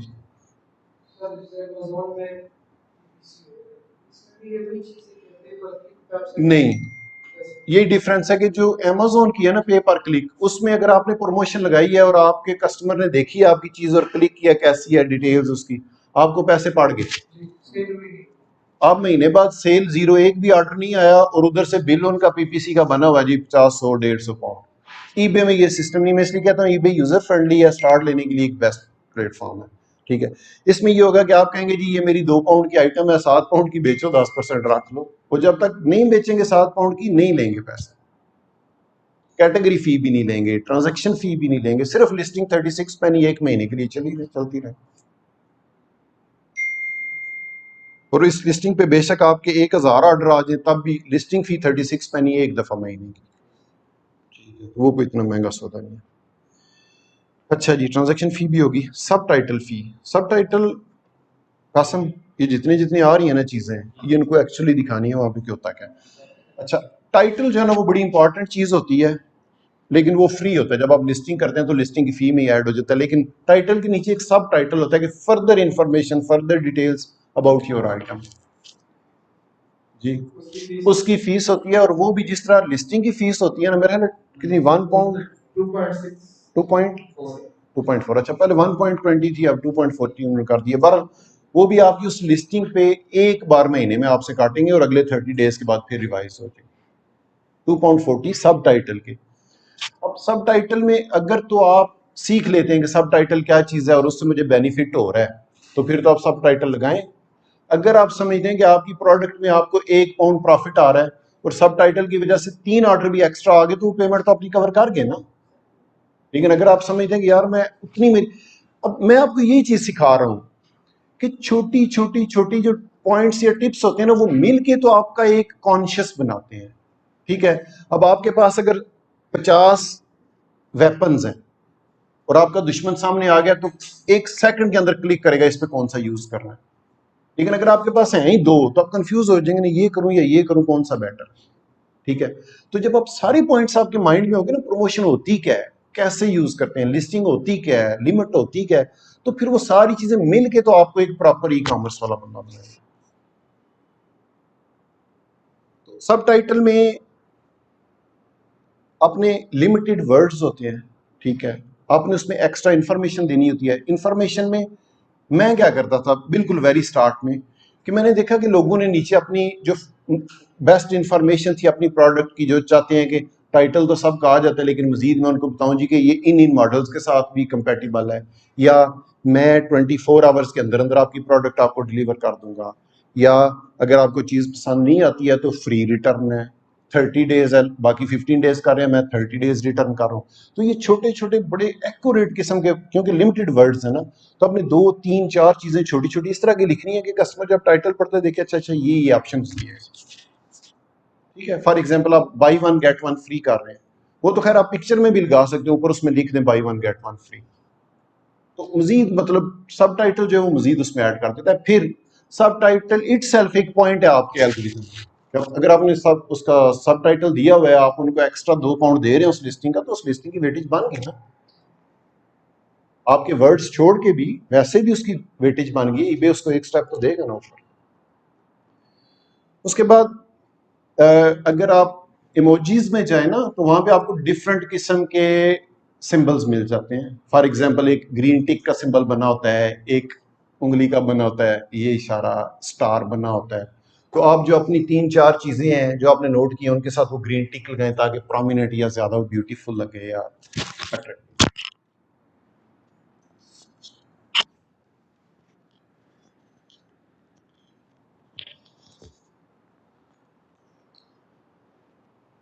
अब फीस भी होगी और सब टाइटल भी मैं देखूंगा, अगर आगे भी आया तो मजीद कर देंगे इसमें। और जिस तरह सब टाइटल है ये ऑप्शनल होता है, आप कर भी सकते हैं ना भी करें, ठीक है। उसके बाद इसी तरह की एक और चीज़ आती है लार्ज इमेज, उसकी भी एक्स्ट्रा फीस होती है। अगर आप वहाँ पे सिलेक्ट करते हैं इमेजेस के अंदर के मेरा जो इमेज है वो सर्च बार में बाकी छोटे छोटे आ रहे हैं, फॉर एग्जांपल एक बंदा माउस या बल्ब सर्च कर रहा है, तो ज़ाहिर है वहाँ पे तो आ जाएगा ना 70,000 रिजल्ट्स। और अगर आपकी चीज़ जो है वो पहले दूसरे पेज पे आ रही है तो आप देखेंगे बाकी छोटी छोटी पिक्चर्स एक ही साइज की आ रही हैं, तो बीच में एक बड़ी पिक्चर आ गई है, तो वो बंदे ने उसकी एक्स्ट्रा पेमेंट की होती है। एक तो ईबे की तरफ उसकी वेटेज मिल गई, उसका भी मेरा ख्याल 2.40 होता है, 3 पाउंड है, उसका 3 पाउंड है। अब ये सवाद कुएं जाना, ये कदम कदम बुलाएं, ये फिर बार बार आपको यही चीजें सामने आएंगी ना, इधर भी ये इसका क्या चक्कर है, ये क्या चक्कर है, हर चीज का बेनिफिट है। ये भी मंथली है, वंस अ मंथ पर लिस्टिंग, उसमें बेशक आपके 1000 ऑर्डर आ जाए। अब वो लार्ज इमेज की वजह से अगर आपके 3 ऑर्डर एक्स्ट्रा आ गए तो आपके पैसे पूरे हो गए, जो ज्यादा आएंगे वो उसका बेनिफिट, वो भी चीज आपको बेनिफिट दे जाएगी।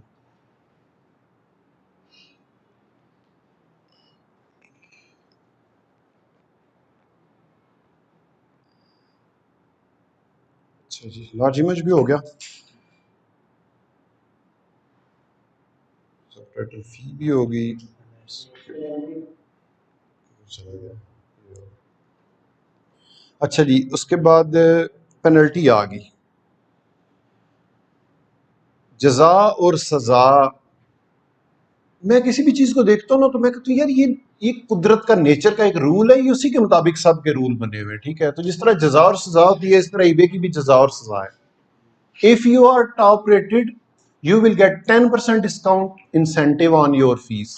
अगर आपकी महीने के बाद 400 पाउंड फीस बनी है तो 10% 40 पाउंड है, वो लिखेंगे इंसेंटिव आपको मिल रहा है कि you are a top rated seller, तो आपको 360 पे करने पड़ेंगे, 40 पाउंड बचत आ गई। लेकिन ऑन द अदर हैंड अगर आपकी प्रोडक्ट्स जो हैं वो नॉट एज डिस्क्राइब्ड हैं, कि जो आपने बताया था कस्टमर ने आपको फीडबैक दिया और उसमें ऑप्शंस होते हैं, कस्टमर क्लिक कर देते कि आइटम नॉट एज डिस्क्राइब्ड, तो उसकी एक परसेंटेज है, अगर वो ज्यादा हो जाएगी तो वो आपको पेनल्टी भी डालेंगे। आप कहेंगे फीस आपकी 400 पाउंड है, 50 पाउंड आपको आइटम नॉट एज डिस्क्राइब्ड की पेनल्टी है, 450 बन गया। आपने तो कैलकुलेशन किया होता इस महीने 50 पाउंड आएंगे लेकिन वो उधर से फारिग हो गए। उसके लिए फिर आप अपनी प्रोडक्ट पे वर्क करते हैं कि यार मैं ये प्रोडक्ट बेच रहा हूँ, इसमें ये इशू आ रहा है, मैं इसकी या तो लिस्टिंग अपडेट करूँ, कि मैं बता रहा हूँ ये रिमोट एलजी पे काम करेगा, ये एलजी पे तो काम ही नहीं कर रहा, ये तो सिर्फ आप कहते हैं एलजी और सैमसंग दोनों पे काम करता है, लेकिन ये वो सिर्फ सैमसंग पे करता है। तो इसका मतलब है कि आइटम नॉट एज डिस्क्राइब्ड। आप चीज भेजते हैं कस्टमर को, उसको कहते हैं जी ये मैं शर्ट आपको बेच रहा हूँ एक्स एल साइज, उधर जाती है तो वो एक्स साइज है, बेशक उसको फिट आ गई है, पूरी आ गई, उसने कहा नहीं भाई नहीं, तूने कहा था एक्सएल है, ये एक्स आपने भेजी है, लिखा हुआ है उसके ऊपर नॉट एज डिस्क्राइब्ड। ठीक है। तो आम जो दुकान होती है ना, या पाकिस्तान में जो दुकान होती है, उसमें तो चक्कर ही कोई नहीं ना, बस वक्ती तौर पे कस्टमर की आंखों में मिट्टी डालो, उसको बाहर निकालो, एक दफा दरवाजे से भिरा फंसा दें, आपका प्रॉफिट जेब में आ गया। लेकिन वहां पे ऐसा नहीं होता, कस्टमर के पास चीज चली गई है, वापसी के भी आपने पैसे देने और उसके सारे पैसे वापस करने, लिहाजा बेहतर है कि आप पहले दिन से ईमानदारी से चलो। जी जी।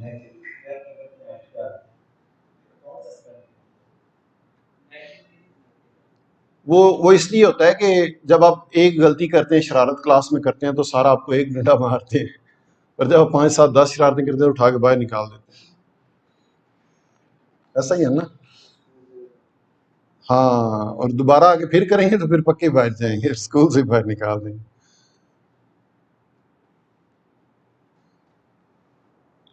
तो पेनल्टी उस सेंस में, अच्छा कौन कौन सी पेनल्टीज होती हैं? एक तो होगी आइटम नॉट एज डिस्क्राइब्ड की, ज्यादा रिटर्न्स अगर ओपन हो रही हैं, और रिटर्न्स भी इसलिए ओपन हो जाती हैं कि आपने जो चीज भेजी है वो नॉट एज डिस्क्राइब्ड है, तो कस्टमर उधर से नहीं अगर देता, इधर से ओपन कर लेता है जी मैंने रिटर्न ओपन करनी है, तो वो भी उनके रिकॉर्ड में आ गई। तो अगर ज्यादा रिटर्नें ओपन हो रही है तो इसका मतलब है आप अच्छे सेलर नहीं है, आप गलत चीजें भेज रहे हैं, इसलिए रिटर्नें ओपन हो रही हैं, तो उधर से भी आपको पेनल्टी डाल सकते हैं। फिर जो पेनल्टी होती है ना, वो एक फॉर एग्जांपल आपकी केबल बार बार इशू कर रही है, तो वो जो कैटेगरी है ना, उस पूरी की पूरी कैटेगरी में ही आपको वो ब्लैक लिस्ट कर देंगे कि आप बेचें इसमें चीजें, लेकिन हम पेनल्टी लगाएंगे इसमें आपको। और हो सकता है फिर 2 3 महीने के लिए आप उसका अकाउंट आपका नीचे चला जाए, एक तो आपकी लिस्टिंग नहीं शो होगी, और दूसरी अगर होगी भी शो तो उस पर पेनल्टी डाल देंगे। खराब सिर्फ केबल हुई थी, लेकिन साथ चार्जर भी, हैंड फ्री भी, बैटरी भी, हर चीज पे पेनल्टी डली, क्योंकि कैटेगरी उसमें आ रही। तो आप हर एक की फीस में फिर ऐड कर लें पेनल्टी, कितनी पेनल्टी भी पड़नी है अगर ये बेचनी है। तो आपने स्टॉक मंगवा के रखा हुआ है, और उसमें से कोई ये गड़बड़ हो गई है, तो सारे का सारा स्टॉक फिर उसी लास्ट पे जाए। तो ये बड़ा मतलब बच बचा के फिर आपने वो काम करना सारे। और टॉप रेटेड इंसेंटिव है कि अगर आप अच्छे सेलर हैं तो आपको बेनिफिट भी देंगे। तो उन्होंने मेरे ख्याल ये सिस्टम बनाया हुआ है कि जो इंसेंटिव देना होता है वो पेनल्टियों का लेके तो उधर दे देते हैं, कहते तू बुरा सेलर है निकाल पैसे, तो अच्छा सेलर है ये ले ले। ठीक है, बिजनेस कर रहे हैं, सारी बात है। राइट, तो नेक्स्ट आ जाते हैं जी। अब मुझे नहीं पता कि हमने ये जो तरतीब बनाई है ये ठीक बनाई है या नहीं, लेकिन हम कोशिश करेंगे कि पॉइंट सारे जो है ना, वो अगर आपके माइंड में कोई क्वेश्चन आता है कि ये चीज़ रह गई, इसको भी मेंशन करें, तो मैं यहाँ पे ऐड कर दिया करूँगा। अच्छा, पे आउट्स। पे आउट्स क्या होता है जी, कि जब आपका एक ऑर्डर आता है तो कुछ अर्सा पहले, जी जी प्लीज।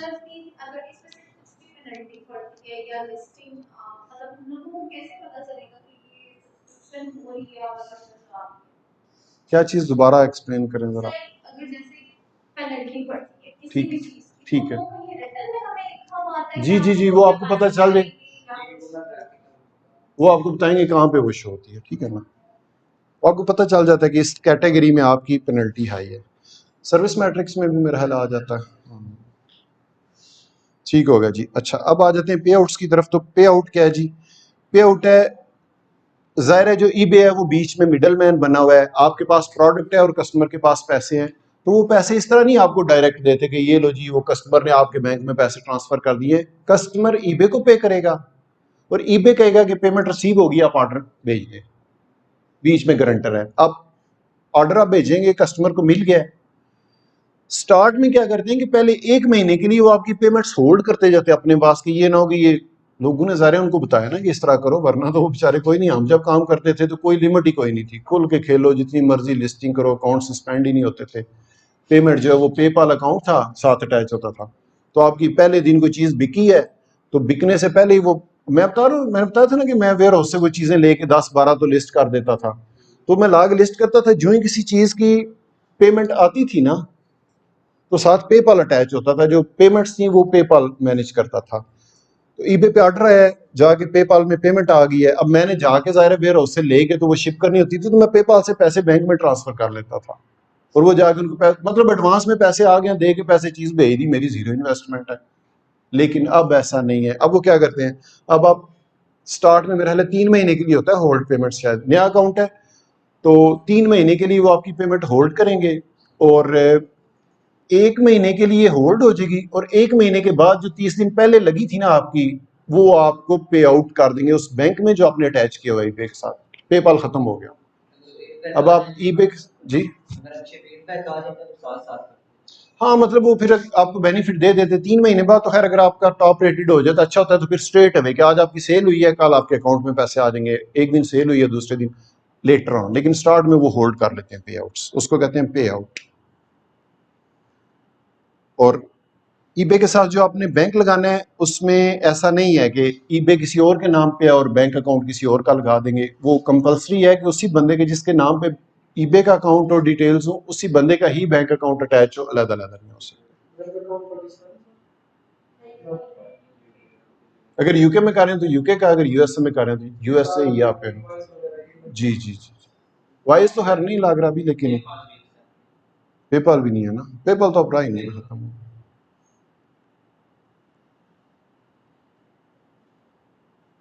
जो पे आउट्स हैं उसमें वो ऑप्शन आपको दे देते हैं कि आप किस तरह लेना चाहते हैं। डेली बेसिस पे जो भी चीज़ बिकी है 24 आवर्स के बाद आपके अकाउंट में आ जाए, या मतलब सिलेक्ट करते हैं ना जब आप पेमेंट मेथड कनेक्ट करते हैं उसके साथ बैंक, तो आपसे ऑप्शन लेते हैं कि जो पे आउट्स आपने लेने हैं वो डेली लेने हैं। क्लिक करते हैं ना, डेली, वीकली, फोर्टनाइटली या मंथली। नहीं, स्टार्ट में जब आप कनेक्ट करते हैं ना तो उस वक्त उनको ऑप्शन दे देते हैं। वो फिर होल्ड तो एक जनरल चीज़ है ना, तो होल्ड के बाद जब वो रिलीज करना शुरू करते हैं तो वो फिर आपके जो फर्स्ट को सेल हुई थी वो अगली फर्स्ट को रिलीज कर देंगे, जो 2 की सेल है वो अगली 2 को कर देंगे रिलीज, जब तक वो होल्ड वाला सिस्टम चल रहा है।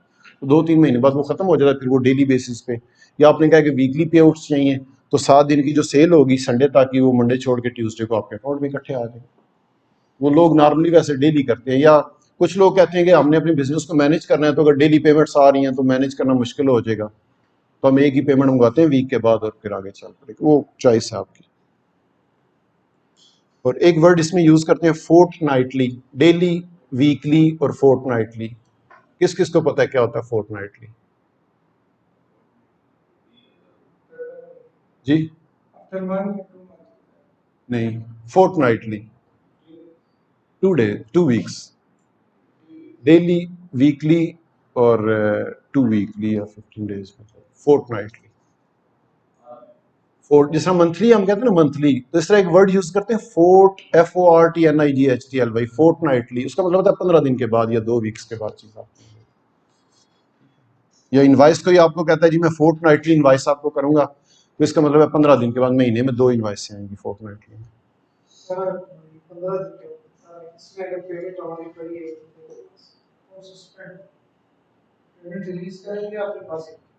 नहीं करेंगे ना रिलीज, अपने पास क्यों रखेंगे, लेकिन वो थोड़ा टाइम लगाएंगे उसमें, मेरे ख्याल शायद कोई 90 डेज। हाँ, वो भी कुछ अरसे बाद, मतलब 60 डेज या 90 डेज के बाद दे देते हैं, रखते नहीं है।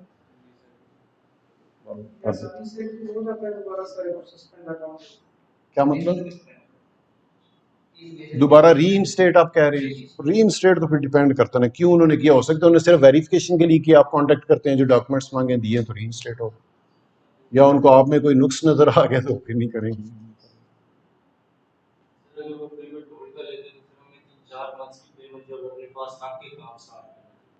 काम नहीं फिर कर सकते आप।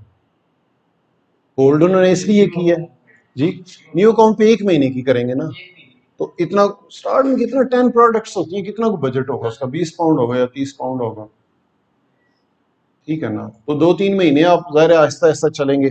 फिर मैं अक्सर कहता हूँ कि आप कभी भी इस तरह ना करें कि आपकी एक वीक में जो सेल है या एक दिन सेल आपकी 20 ऑर्डर आए हैं तो अगले दिन 17 ऑर्डर हो जाए। कोशिश करें इस चीज़ को अवॉइड करें कि आप स्टेप्स पे चलें, क्योंकि उन्होंने एल्गोरिदम लगाया हुआ है कि अगर किसी अकाउंट में एब्रप्ट चेंज आती है तो उसको फ्लैग कर दो, हम उसको देखेंगे। वो फिर पर्सनल को इसको देखता है बंदा, देखते यार इसने पिछले एक महीने में 20-20 की, आज एकदम 70 कर दी, कोई चोरी का माल उठा रही है जो इतना एकदम ले जाए। मतलब सारी चीजें, सारी बात है, उनका एक्सपीरियंस है ना, वो एक इतना बड़ा प्लेटफॉर्म चला रहे हैं तो वो सारी चीजों को देखते हैं।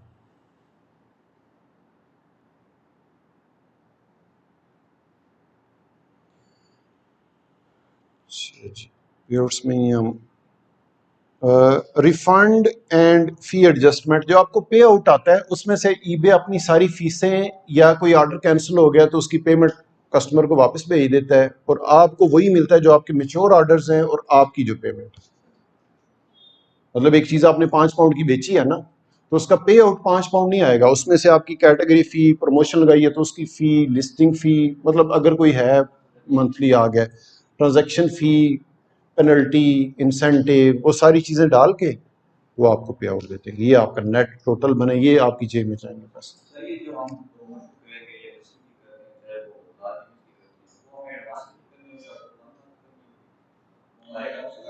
नहीं, स्टार्ट में तो मेरे ख्याल नहीं इन चीज़ों की ज़रूरत। स्टार्ट में तो ज़ाहिर है आप कर भी सकते हैं, अगर आप मतलब आपने डिसाइड कर लिया आर या पार, तो आप स्टार्ट से ही करें।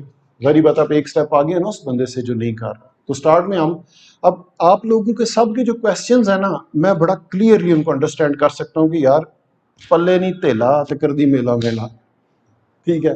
तो भाई हमारे पास पैसे नहीं है, हमें बताओ कैसे बिजनेस करें, तो मैं उस बेस पे आपको आंसर्स दे रहा हूँ, ठीक है। तो अगर एक बंदे के पास पैसे हैं, वो तो पहले दिन ही लिस्टिंग करेगा, उसका सब टाइटल भी लगाएगा, उस पर लार्ज पिक्चर भी लगाएगा, उस पर प्रमोशन भी लगाएगा। आइटम 4 पाउंड की आई है, वो 2 पाउंड की लगाएगा। तो यार सेलें हो, एक दफा मेरे फीडबैक्स आए, मेरे अकाउंट की हेल्थ बने, कमा लूंगा मैं, मुझे पता है मैंने कमा लेंगे।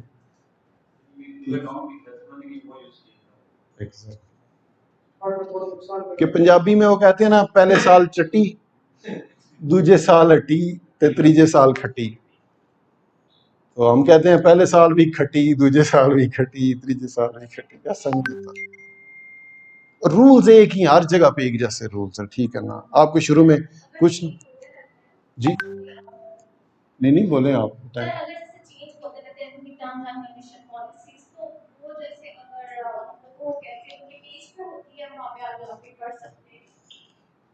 मेल भी आपको आ जाती है, आपने जो ईमेल रजिस्टर किया होता है उस पर भी आ जाता है। उसके बाद उसमें ईबे का ना एक मैसेजेस का होता है, पोर्शन होता है, उसमें आपके कस्टमर के जो आते हैं वो भी मैसेजेस आते हैं, जो ईबे की तरफ से इंफॉर्मेशन आ रही होती है वो भी सारी आ रही होती है। और आपने हमारा एसओपी यस्टरडे देखा है कि उसमें सबसे जो पहली चीज है वो है मैसेजेस। देखो सबसे पहले क्या है, कस्टमर के, ईबे के, कोई भी, तो उसमें हर चीज आ जाती है, आप मिस नहीं करेंगे कोई चीज। कोई पॉलिसी चेंज होती है, कोई फीस चेंज होती है, कोई पिक्चर का कोई स्ट्रक्चर, कुछ भी उसमें आ रहा होता है। मैसेज जो है वो नंबर 1 होते हैं एसओपी में सबके। रिफंड एंड फी एडजस्टेड होती है उसमें। इंडिविजुअल पे आउट डिटेल्स के, कासिम आपको खोल के ना किसी अकाउंट का, तो वो दिखा देगा कि ये इसका ऑर्डर था और इतनी हमने इसकी सेल प्राइस लगाई हुई थी और जो हमें पे आउट आया वो इतना आया। प्रमोशन वाले का भी दिखा देना, दूसरे का भी दिखा देना, मतलब 2-3 डिफरेंट दिखाना, ताकि इनको कॉन्सेप्ट क्लियर हो जाए कि किस तरह कैलकुलेशन क्या होती है। राइट, तो नेक्स्ट आ गया जी सेलर लेवल, आखिरी हमारा आज का टॉपिक है। अगेन सेलर लेवल जो है वो आपकी परफॉर्मेंस या सर्विस मैट्रिक्स डिसाइड करते हैं। 3 सेलर लेवल्स होते हैं। स्टार्ट में जब आप स्टार्ट करते हैं तो अबव स्टैंडर्ड उसको कहते हैं। 3 होते हैं, एक मिडल वाला, एक नीचे वाला, एक ऊपर वाला। जो मिडल वाला है उसको अबव स्टैंडर्ड कहते हैं, कि जो स्टैंडर्ड लाइन है उनकी, आप उससे ऊपर ही हैं, आप ठीक है, पॉजिटिव हैं आप, ठीक है। मतलब 0 अगर स्टैंडर्ड लाइन है तो आप उससे ऊपर हैं, आप 0.1 है या 2 है, स्टार्ट में वो आपको पॉजिटिव रखते हैं। लेकिन अगर आपके बुरे हो गए, नेगेटिव फीडबैक आपके ज़्यादा आ गए, या उसमें 2-3 चीज़ें हैं, वो मैं आपको एक्सप्लेन कर देता हूँ क्या क्या है।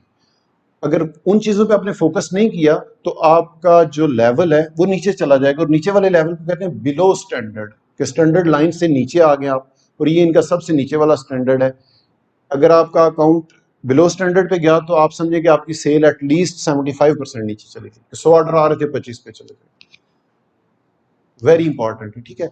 इसको हम कहते हैं अकाउंट की हेल्थ, ठीक है। जिस तरह एक सेहतमंद बंदा और एक्टिव बंदा और छोटे पेट वाला बंदा तेज भागता है ना, और एक बीमार या कमजोर या भूखा बंदा जो है वो आहिस्ता चलता है, तो अकाउंट का वो हिसाब है। अगर उसकी हेल्थ अच्छी होगी वो आपको अच्छे रिटर्न देगा, अच्छी सेल्स आएंगी, अच्छी लिस्टिंग होगी, अच्छा रेवेन्यू देगा। और अगर आपने उसके सर्विस मैट्रिक्स ठीक नहीं रखे हो तो कमजोर हो गया बेचारा, क्या भागेगा, क्या देगा आपको। तो ये सारी चीजें जो ये इंटरकनेक्टेड आपस में। 3 लेवल्स होते हैं, below level, above level, below standard, above standard, और टॉप रेटेड। टॉप रेटेड मतलब कि बहुत अच्छी आपकी हर चीज जा रही है। और जो सेल्स हैं वो आपकी डिपेंड करती हैं बहुत, मेरा ख्याल है शायद वो जिस तरह होते हैं ना कि पेपर देते हैं तो इस सवाल के 5 नंबर हैं, इसके 10 हैं, इसके 2 नंबर हैं, इसका 1 ही नंबर है, तो ज़ाहिर है जिसके ज़्यादा इंपॉर्टेंट होता है उसके ज़्यादा नंबर होते हैं। तो मेरा अपना जो पर्सनल आइडिया है वो ये है कि जो सेलर लेवल आपका होता है उसके ज़्यादा पॉइंट्स होते हैं एल्गोरिथम में, कि जो टॉप रेटेड है उसकी ज़्यादा इंप्रूवमेंट होती है लिस्टिंग की, अबव स्टैंडर्ड उससे कम और बिलो स्टैंडर्ड उससे कम। डिस्काउंट्स इन फी मैंने आपको बताया कि 10% वो आपको डिस्काउंट दे देते हैं अगर आप टॉप रेटेड है। दो और टर्म्स हम यूज करते हैं यहाँ पे, late delivery and defect rate. ये जो दोनों चीजें हैं इनकी बेस पे आपका सैलर लेवल डिसाइड होता है। ठीक हो गया, एक लेट डिलीवरी और एक डिफेक्ट रेट। अब लेट डिलीवरी पे उन्होंने इसलिए रखा हुआ है कि इस बिजनेस में, ई कॉमर्स में और जो जनरल बिजनेस है उसमें फर्क ही सिर्फ ये है कि यहाँ पे डिलीवरी इन्वॉल्व हो गई है। एक ही चीज नहीं आई है ना कि डिलीवरी इन्वॉल्व हो गई है। वहां पे जाके आप खुद ले लेते हैं, चीज जेब में डाली, ओके जी। यहाँ पर आपने चीज कस्टमर को भेजनी है, पैसे उसने आपको भेज दिए, तो इस पे उन्होंने रखा है कि आप जो कमिटमेंट करते हैं कस्टमर के साथ आप उस पर पूरे उतरे। वो कुछ नहीं कहते, वो नहीं कहते कि आप कहें जी 24 आवर के अंदर ही आपको मिलेगी तो हम कहेंगे आप अच्छे सेलर हैं। वो कहते हैं नहीं, आप कहें जी 30 दिन बाद आपको चीज मिलेगी, लेकिन 30 दिन का मतलब है 30 दिन 31वां दिन ही फिर होना चाहिए। फर्क कहाँ पे आ जाता है? अगर आपने लिखा है जी आपको 24 आवर के अंदर चीज मिलेगी और दूसरा सेलर वही चीज दे रहा है, वो कहता है जी मैं आपको 30 डेज में भेजूंगा, तो कुछ जरा जो 30 डेज वाला है वो सस्ती दे रहा होगा, सस्ती शिपिंग यूज कर रहा होगा, हो सकता है वो चाइना से मंगवा रहा हो डायरेक्ट कस्टमर के पास, के स्टोरेज भी ना हो, कुछ भी ना हो। अब चाइना के जो फॉर एग्जांपल जो अली एक्सप्रेस है, उससे आप एक सेलर है उससे बात कर लो जो उसकी प्रोडक्ट ईबे पे लिस्ट कर देते हो, ईबे यूके पे, और आप नीचे लिख देते हो जी 30 डेज डिलीवरी। अब जब कस्टमर आएगा वो देखेगा ना 30 डेज डिलीवरी है तो इसकी प्राइस 5 पाउंड है, ऊपर 24 या 48 आवर डिलीवरी है वो 10 पाउंड की है। तो जिसको अर्जेंसी नहीं होती है वो कहता है मैं 30 दिन वेट कर लेता हूँ, आज की चीज खैर है मैं 5 पाउंड की लेता हूँ, या मैंने 4 5 10 20 लेनी है मैं ये ले लेता हूँ। तो वो फिर जब ऑर्डर आता है तो आपको भी पता था सुकून है, मैंने उधर ऑर्डर प्लेस करना है, वो चाइना वाले पैक करके उसको 30 दिन में पहुंचा दें। ठीक हो गया, मतलब कमिटमेंट सिर्फ चाहिए होती है। जो जिस बंदे ने यूके में लाई है तो उसने ज़रा पहले इन्वेस्टमेंट की है, फिर उसने ला के वहाँ पे स्टोरेज की है, फिर उसने शिपिंग सर्विस अच्छी यूज़ की है महंगी वाली, तो ज़रा वो उधर ही ऐड हो गए तो प्राइस चली गई। तो फिर कस्टमर की चॉइस है वो क्या चूज़ करता है। तो जाहिर बात है कस्टमर है वो महंगी चीज़ ले रहा है और आप कहते हैं मैं 24 से 48 आवर्स में आपको पहुँचाऊंगा, ठीक है, उसको मिलती है हफ्ते के बाद, वो तो चीखेगा, कहेगा मुझे सस्ती मिल रही थी 7 दिन के बाद वाली, आप मुझे 1 दिन का कहे कि 2 दिन। तो आप तो लेट डिलीवरी वेरी इंपॉर्टेंट है। इसमें वो कहते हैं कि 3% तक हम आपको छूट देते हैं, ईबे कहता है कि ठीक है हो जाती है थोड़ी बहुत रिलैक्सेशन हम देते हैं। तो अगर 3% तक आप रहते हैं तो आपका अकाउंट टॉप रेटेड ही रहेगा। लेकिन अगर 3% से ऊपर चला गया, यानी कि 100 में से 3 ऑर्डर लेट हुए एक्यूरेट टाइम से, तो दैट्स फाइन। लेकिन अगर 3% से ऊपर होगी आपकी, 3.5 4 5 चली गई है, तो आपका account straight away top rated खत्म। अब वो किस तरह टॉप रेटेड खत्म करेंगे? 1 से लेके 1 अगस्त है फॉर एग्जांपल, तो आपके अकाउंट की जो एवेल्युएशन होती है वो 1 अगस्त से 30 अगस्त की जो ट्रांजैक्शन है उन पे होगी, और उसका जो वो डिसीजन करेंगे वो 20th of next week next month को करेंगे, कि वो 20 दिन देखते रहेंगे कि पिछले 1 महीने की जाहिर बात है जो 30 तारीख को जो ट्रांजैक्शन हुई है आखिरी दिन पे वो जाएगी, कस्टमर को मिलेगी, कस्टमर उस पर फीडबैक देगा, लेट मिली है टाइम पे मिली है, तो वो 20 दिन मजीद ले लेते हैं। तो तमाम अकाउंट्स की, कोई भी अकाउंट है स्टैंडर्ड अकाउंट है तो उसकी 20 तारीख को एवेल्युएशन होती है कि आप टॉप रेटेड खत्म हो गया है या टॉप रेटेड हो गए आप या बिलो स्टैंडर्ड चले गए, वो सर्विस मैट्रिक्स की बेस पे जो पिछले 1 महीने के चल रहे थे। ठीक है, और फिर वो जो टोटल कैलकुलेशन करते हैं वो एक्चुअल 90 डेज की होती है, यानी कि वो सिर्फ अगस्त के महीने की नहीं होगी, या मतलब अभी 20 अगस्त को आज क्या डेट है 18 हो गई है, तो हमारे जितने भी अकाउंट चल रहे हैं परसों उनकी इवैल्यूएशन है, तो हमने आगे लिखा हुआ है कि उन्होंने लिखा होता है कि प्रोजेक्टेड सेलर लेवल, कि इस 20 को आपका सेलर लेवल चेंज हो रहा है, नीचे जा रहा है ऊपर जा रहा है, जो भी तो वो मेंशन होता है वहाँ हर मंथ 20th को, हर 20th को पिछले 3 महीने का डाटा। फॉर एग्जांपल आप 20 अगस्त को जो होनी है वैल्यूएशन वो जुलाई होगा, जून होगा और मई होगा, 1 मई से 30 जुलाई 31 जुलाई तक उन 91 डेज का उन्होंने सारा निकाल के इस महीने का ये था ये था ये था, तीनों का निकाल के एवरेज निकाली, चलो जी फार्म। अब नेक्स्ट मंथ वो मई निकाल देंगे, जून जुलाई और अगस्त 3 हो जाएंगे, फिर जून निकाल देंगे, जुलाई अगस्त और सितंबर 3 महीने। तो वो जब आप एक दफा गिर जाते हैं ना, तो फिर हो सकता है समटाइम 2-2 महीने वेट करना पड़े एक टॉप रेटेड। ठीक है, तो कुछ हमारे भाई हैं, मतलब मैं जानता हूँ उनको काम शाम कर रहे हैं, तो वो 4-4 दिन मैसेज का रिप्लाई नहीं करते हैं, फिर देखते हैं वो 4-4 नेगेटिव फीडबैक आए हैं, वो फीडबैक का भी रिप्लाई नहीं दिया, केस ओपन हो गया जी, केस वो अकाउंट बिलो स्टैंडर्ड चल रही थी। यार समझ नहीं आती क्या चक्कर है यार, काम ही नहीं हो रहा। भाई काम किधर होना, आप 4-4 दिन कस्टमर को रिप्लाई नहीं देती हो। ज़ाहिर कस्टमर कोशिश करता है कि मैं इनको बताऊं जी मुझे चीज़ लेट मिली है, तो आप उसको कहते हो अच्छा यार लेट डिलीवरी नहीं देना, मैं आपको कंपनसेशन दे देता हूँ। ठीक है, समटाइम आपको ज़ाहिर है 20 बंदों से आप कमा रहे हो, एक बंदे की चीज़ आप कहते हो यार मैं पेमेंट आपको रिफंड करता हूँ, आप चीज़ भी रखो लेकिन फीडबैक नहीं नेगेटिव, यार लेट डिलीवरी नहीं देनी मुझे। तो ये तो बिजनेस स्ट्रेटेजीज है ना, जिससे लोग फर्क आ जाता है स्टेप्स में। तो मैंने आपको वो जो एग्जांपल दी है ना, वो पक्की दिमाग में फिट कर लो, खुल के खेलो अफरीदी की तरह, इधर ही अरशा छोड़ जानी इस जुआ खाने में, लेके कुछ नहीं, वो करेंसी आगे कोई नहीं चलती है। हम्म।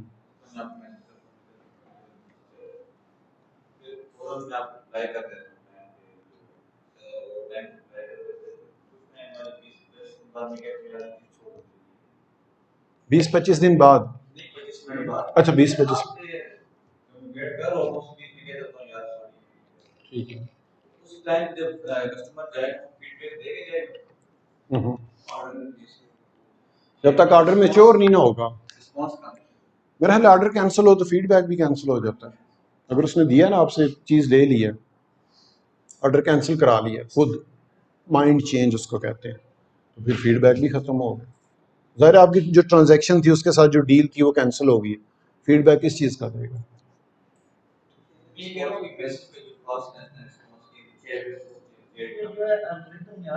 एल्गोरिथम में आ जाता है लेकिन उसका ज़ाहिर फीडबैक तो नहीं आ सकता।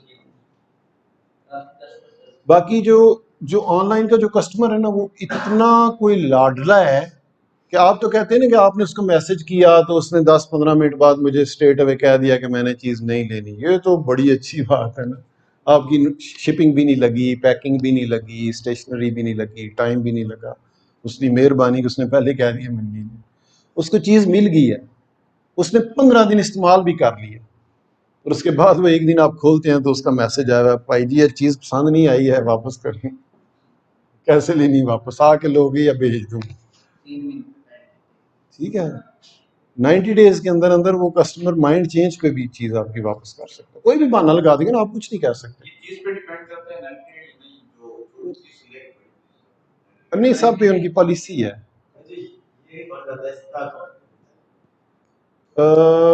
हाँ इफेक्ट होता है, अगर वो कहता है ना कि आइटम नॉट एज डिस्क्राइब्ड है और मैं वापस कर रहा हूँ, तो आप पैसे भी देंगे, रिफंड भी करेंगे, लॉस भी हो गया और नेगेटिव फीडबैक भी आ गया। तो ये पाकिस्तानी के लिए वैसे थोड़ा मुश्किल जा बिजनेस है।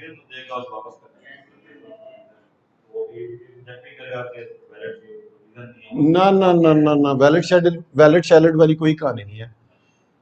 मैंने, मेरा हाल पता नहीं आप में से नहीं किसी को बताया, मैं वहां पे ना यूके में था, 1.5-2 साल पहले की बात है, मूंगफली लेके आया मैं, बताया था ना, 1-1 पाउंड के वो पैकेट बने होते हैं, 3 बताया था। मतलब वहां पे इस तरह का सिस्टम है कि वहां पे अब चीज खुली हुई इस्तेमाल हुई वापस लेके, नहीं जी ये सही नहीं है, वो ये नहीं कहेंगे नहीं नहीं ठीक ठाक नजर आ रही है, वो कहेंगे अच्छा आप कह रहे हैं ठीक नहीं है तो आपकी फाइनल है बात, यू आर द बॉस। ठीक है, मतलब हमने तो खुद प्रैक्टिकल किया ना वहां पे, तो हमारा फिर वो माइंड बन गया कि हाँ यार इतना को हौसला होना चाहिए, ये लोग इसीलिए आ गए कि इनका हौसला बहुत बड़ा। तो हमें तो जब कस्टमर पहली दफा शॉप में आते, मैंने बताया ना मैंने काउंटर पे 3 साल खड़े होके किया, तो पाकिस्तानी ज़हन था उस वक्त, तो अल्लाह ही माफ करे। जब कस्टमर आता है ना तो दिल होता है इसको टोकरी में उठा के सर पे रख लिया, कस्टमर आया, और जब वो चीज लेके बाहर निकल जाता है और दोबारा अगर अंदर हो, दिल कहता है बंदूक और उसका ब्रेस्ट ही मार दो। ठीक है ना, तो वहां पे इससे बिल्कुल 180 डिग्री आउट ऑफ फेस चीजें हैं कि आपने कस्टमर के मुंह से भी निकले ना आर रिटर्न के लिए, आर जी बिस्मिल्लाह बिस्मिल्लाह, then you are a good seller. अगर आपने उससे आंगी है ना, तो इधर बीच में आके तो कहेगा पैसे मैं अपने पास है इसको देता, तू बाहर निकल।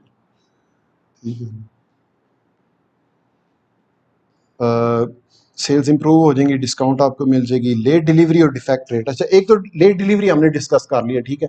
मैं इसलिए इन चीज़ों पे फोकस करूंगी, यही छोटे छोटे पॉइंट्स हैं जो आपको एक प्रॉपर बिजनेसमैन बनाते हैं।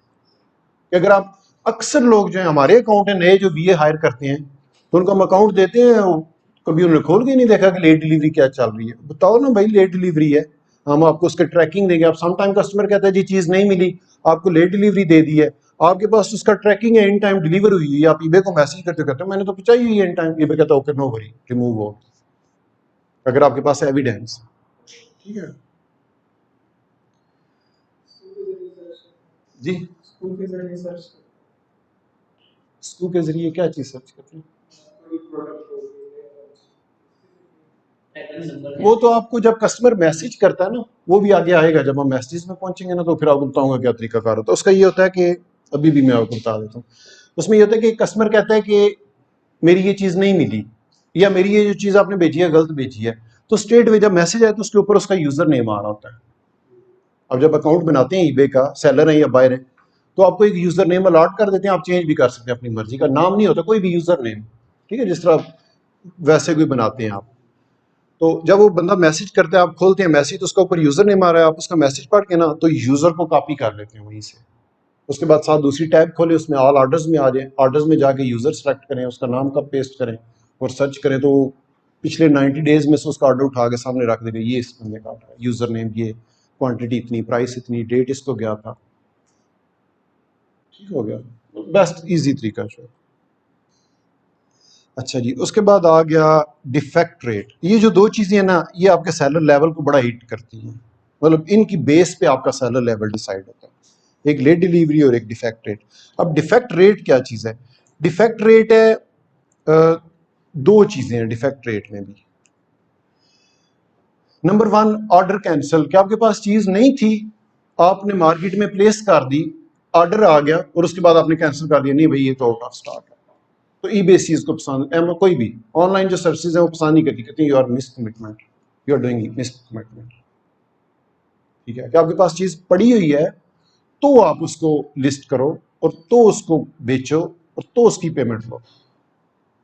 आपने प्लेस किया है, बंदे ने माइंड बना लिया बेचारे ने, वो जा रहा था कहीं जल्दी में, कहीं मीटिंग में, तो उसने ईबे खोला, उसने फटाफट आपकी चीज़ देखी, यार बड़ी अच्छी ऑर्डर प्लेस करो, वो चला गया, बाद में आपने उसको मैसेज कर दिया जी ये तो कैंसिल हो गई है। वो दूसरे तीसरे दिन आइटम वेट कर रहा होता है, कहता है आई क्यों नहीं, खोल के देखता है, वो तो 3 दिन पहले कैंसिल हो गया ऑर्डर, ठीक है। तो ईबे इस चीज़ को एक्सेप्ट नहीं करता, वो कहते हैं जी आप ऑर्डर कैंसिल ना करें, आप पहले ही सोच समझ के करें।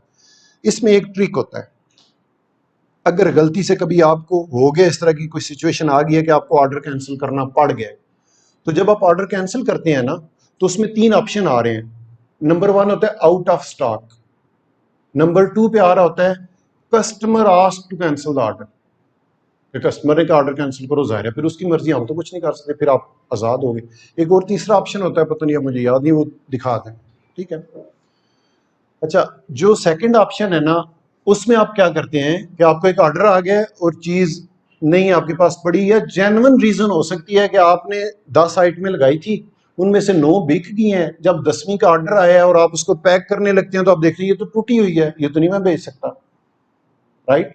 तो आप कस्टमर के साथ कम्युनिकेट करेंगे, उसका जाके मैसेजेस में जाओ, उसका यूजर नेम डालो, या उसका जहाँ पे ऑर्डर आया था ना उसके साथ ऑप्शन आ रहे थे, आप उसके साथ कम्युनिकेट करना चाहते हैं, क्लिक करके मैसेज भेजें, तो आप उसको मैसेज भेजें, और जब जान पे बनी हो फिर झूठ बोल सकते हैं ठीक है, फिर उसका को वो चीज टूटी हुई थी और आखिरी थी।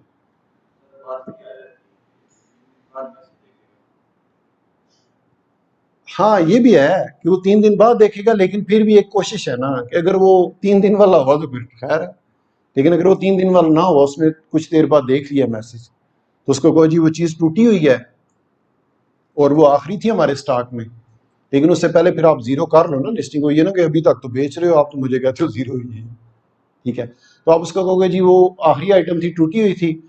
अगर आप वेट करना चाहते हैं तो हमारा अगला स्टॉक 5, 7, 10, 15, 20, 50 दिन तक आ रहा है, तो हम आपको भेज देते हैं, अगर आप रिक्वेस्ट है, अगर आप वेट कर लेते हैं। तो अगर आपको अर्जेंसी है तो फिर हम आपकी पेमेंट रिफंड करते हैं, ये नहीं कहते ऑर्डर कैंसिल करना, तो फिर हम आपकी पेमेंट आपको वापस कर देते हैं। वो जब कहता है ना कस्टमर अच्छा चलो यार पेमेंट वापस कर दो, तो आप साथ ही जाके खोल के ऑर्डर कैंसिल सेलेक्ट बाय रास्ट कैंसिल द ऑर्डर, ठीक हो गया।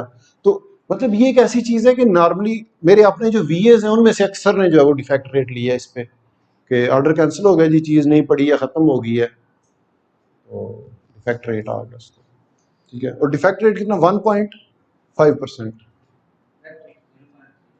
नहीं कितने पे हो तो अच्छा 0.3 उससे ऊपर नहीं होना चाहिए, ठीक है। वो कहते हैं जी 300 में से एक ऑर्डर आप कैंसिल कर सकते हैं, 300 में से एक ऑर्डर आप कैंसिल कर सकते हैं। अगर उससे ऊपर जाएगा तो आप फारेंगे, आपका टॉप रेटेड खत्म है। और इस एक चीज पे आपका टॉप रेटेड खत्म हो जाएगा कि आपका 300 में से एक ऑर्डर आपने कैंसिल किया आउट ऑफ स्टॉक करके, तो आपका और कुछ भी नहीं वो देखेंगे, इस एक चीज पर। क्योंकि जब टॉप रेटेड आता है ना तो कहते हैं ये चीज भी होनी चाहिए, ये भी ये भी ये भी ये भी, ये 5 चीजें होनी चाहिए तो आप टॉप रेटेड, उनमें से एक भी नहीं है तो टॉप रेटेड खत्म, ठीक है। तो ये मतलब बड़ा वो डेंस और टेंस किस्म की सिचुएशन होती है बंदे की कि यार अब इसी को ही करने। लोग कहते हैं जी पार्ट टाइम करेंगे, मैं कहता हूँ ये पार्ट टाइम नहीं है, ये तो आपकी बेगम से भी ज्यादा टाइम चाहती है आपसे।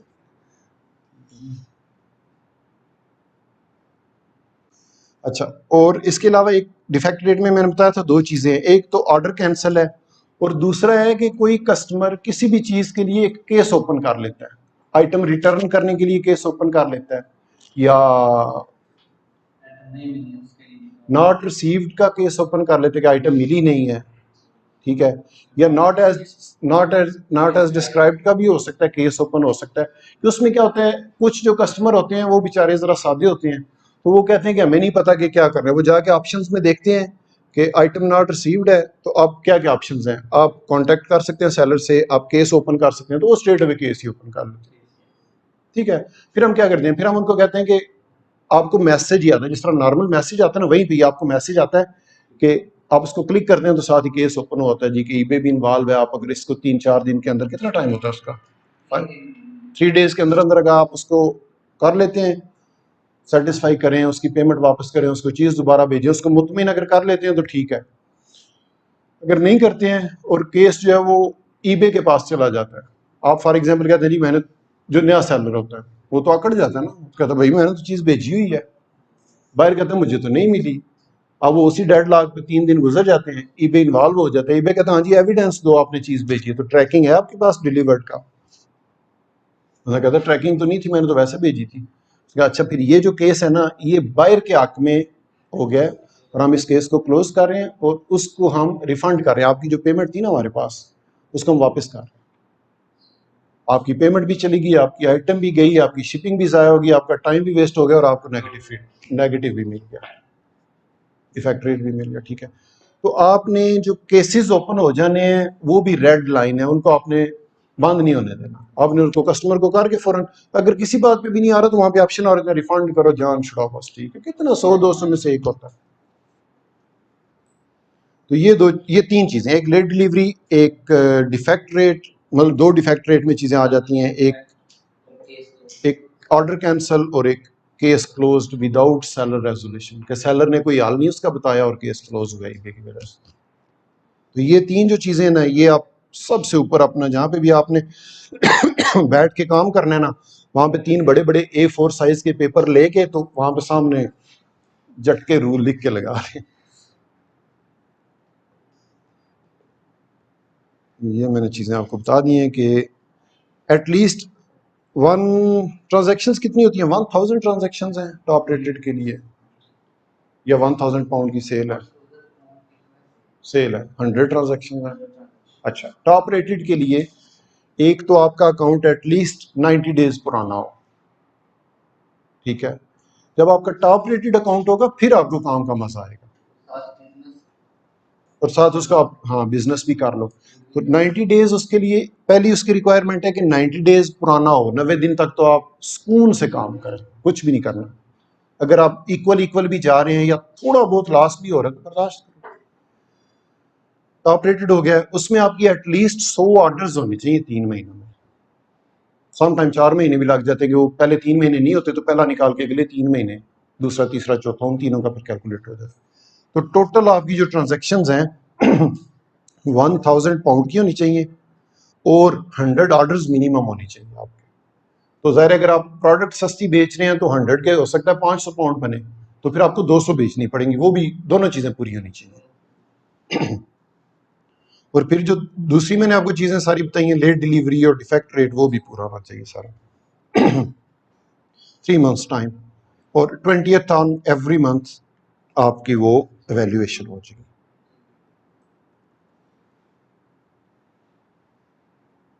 बस जी, कोई क्वेश्चन है तो बताएं। कल से हम इंशाल्लाह डे 4 पे जाएंगे और लेट डिलीवरी को हम मजीद थोड़ा एक्सप्लेन कर देंगे ताकि आपके, वो जिस तरह मैंने बताया ना कि एक ट्रिक है उसमें से कि ऑर्डर कैंसिल करना ही पड़ गया तो उसका फिर ये तरीका है, ठीक है। तो मजीद इसमें आगे हमारे पास चीज़ें आ जाएंगी।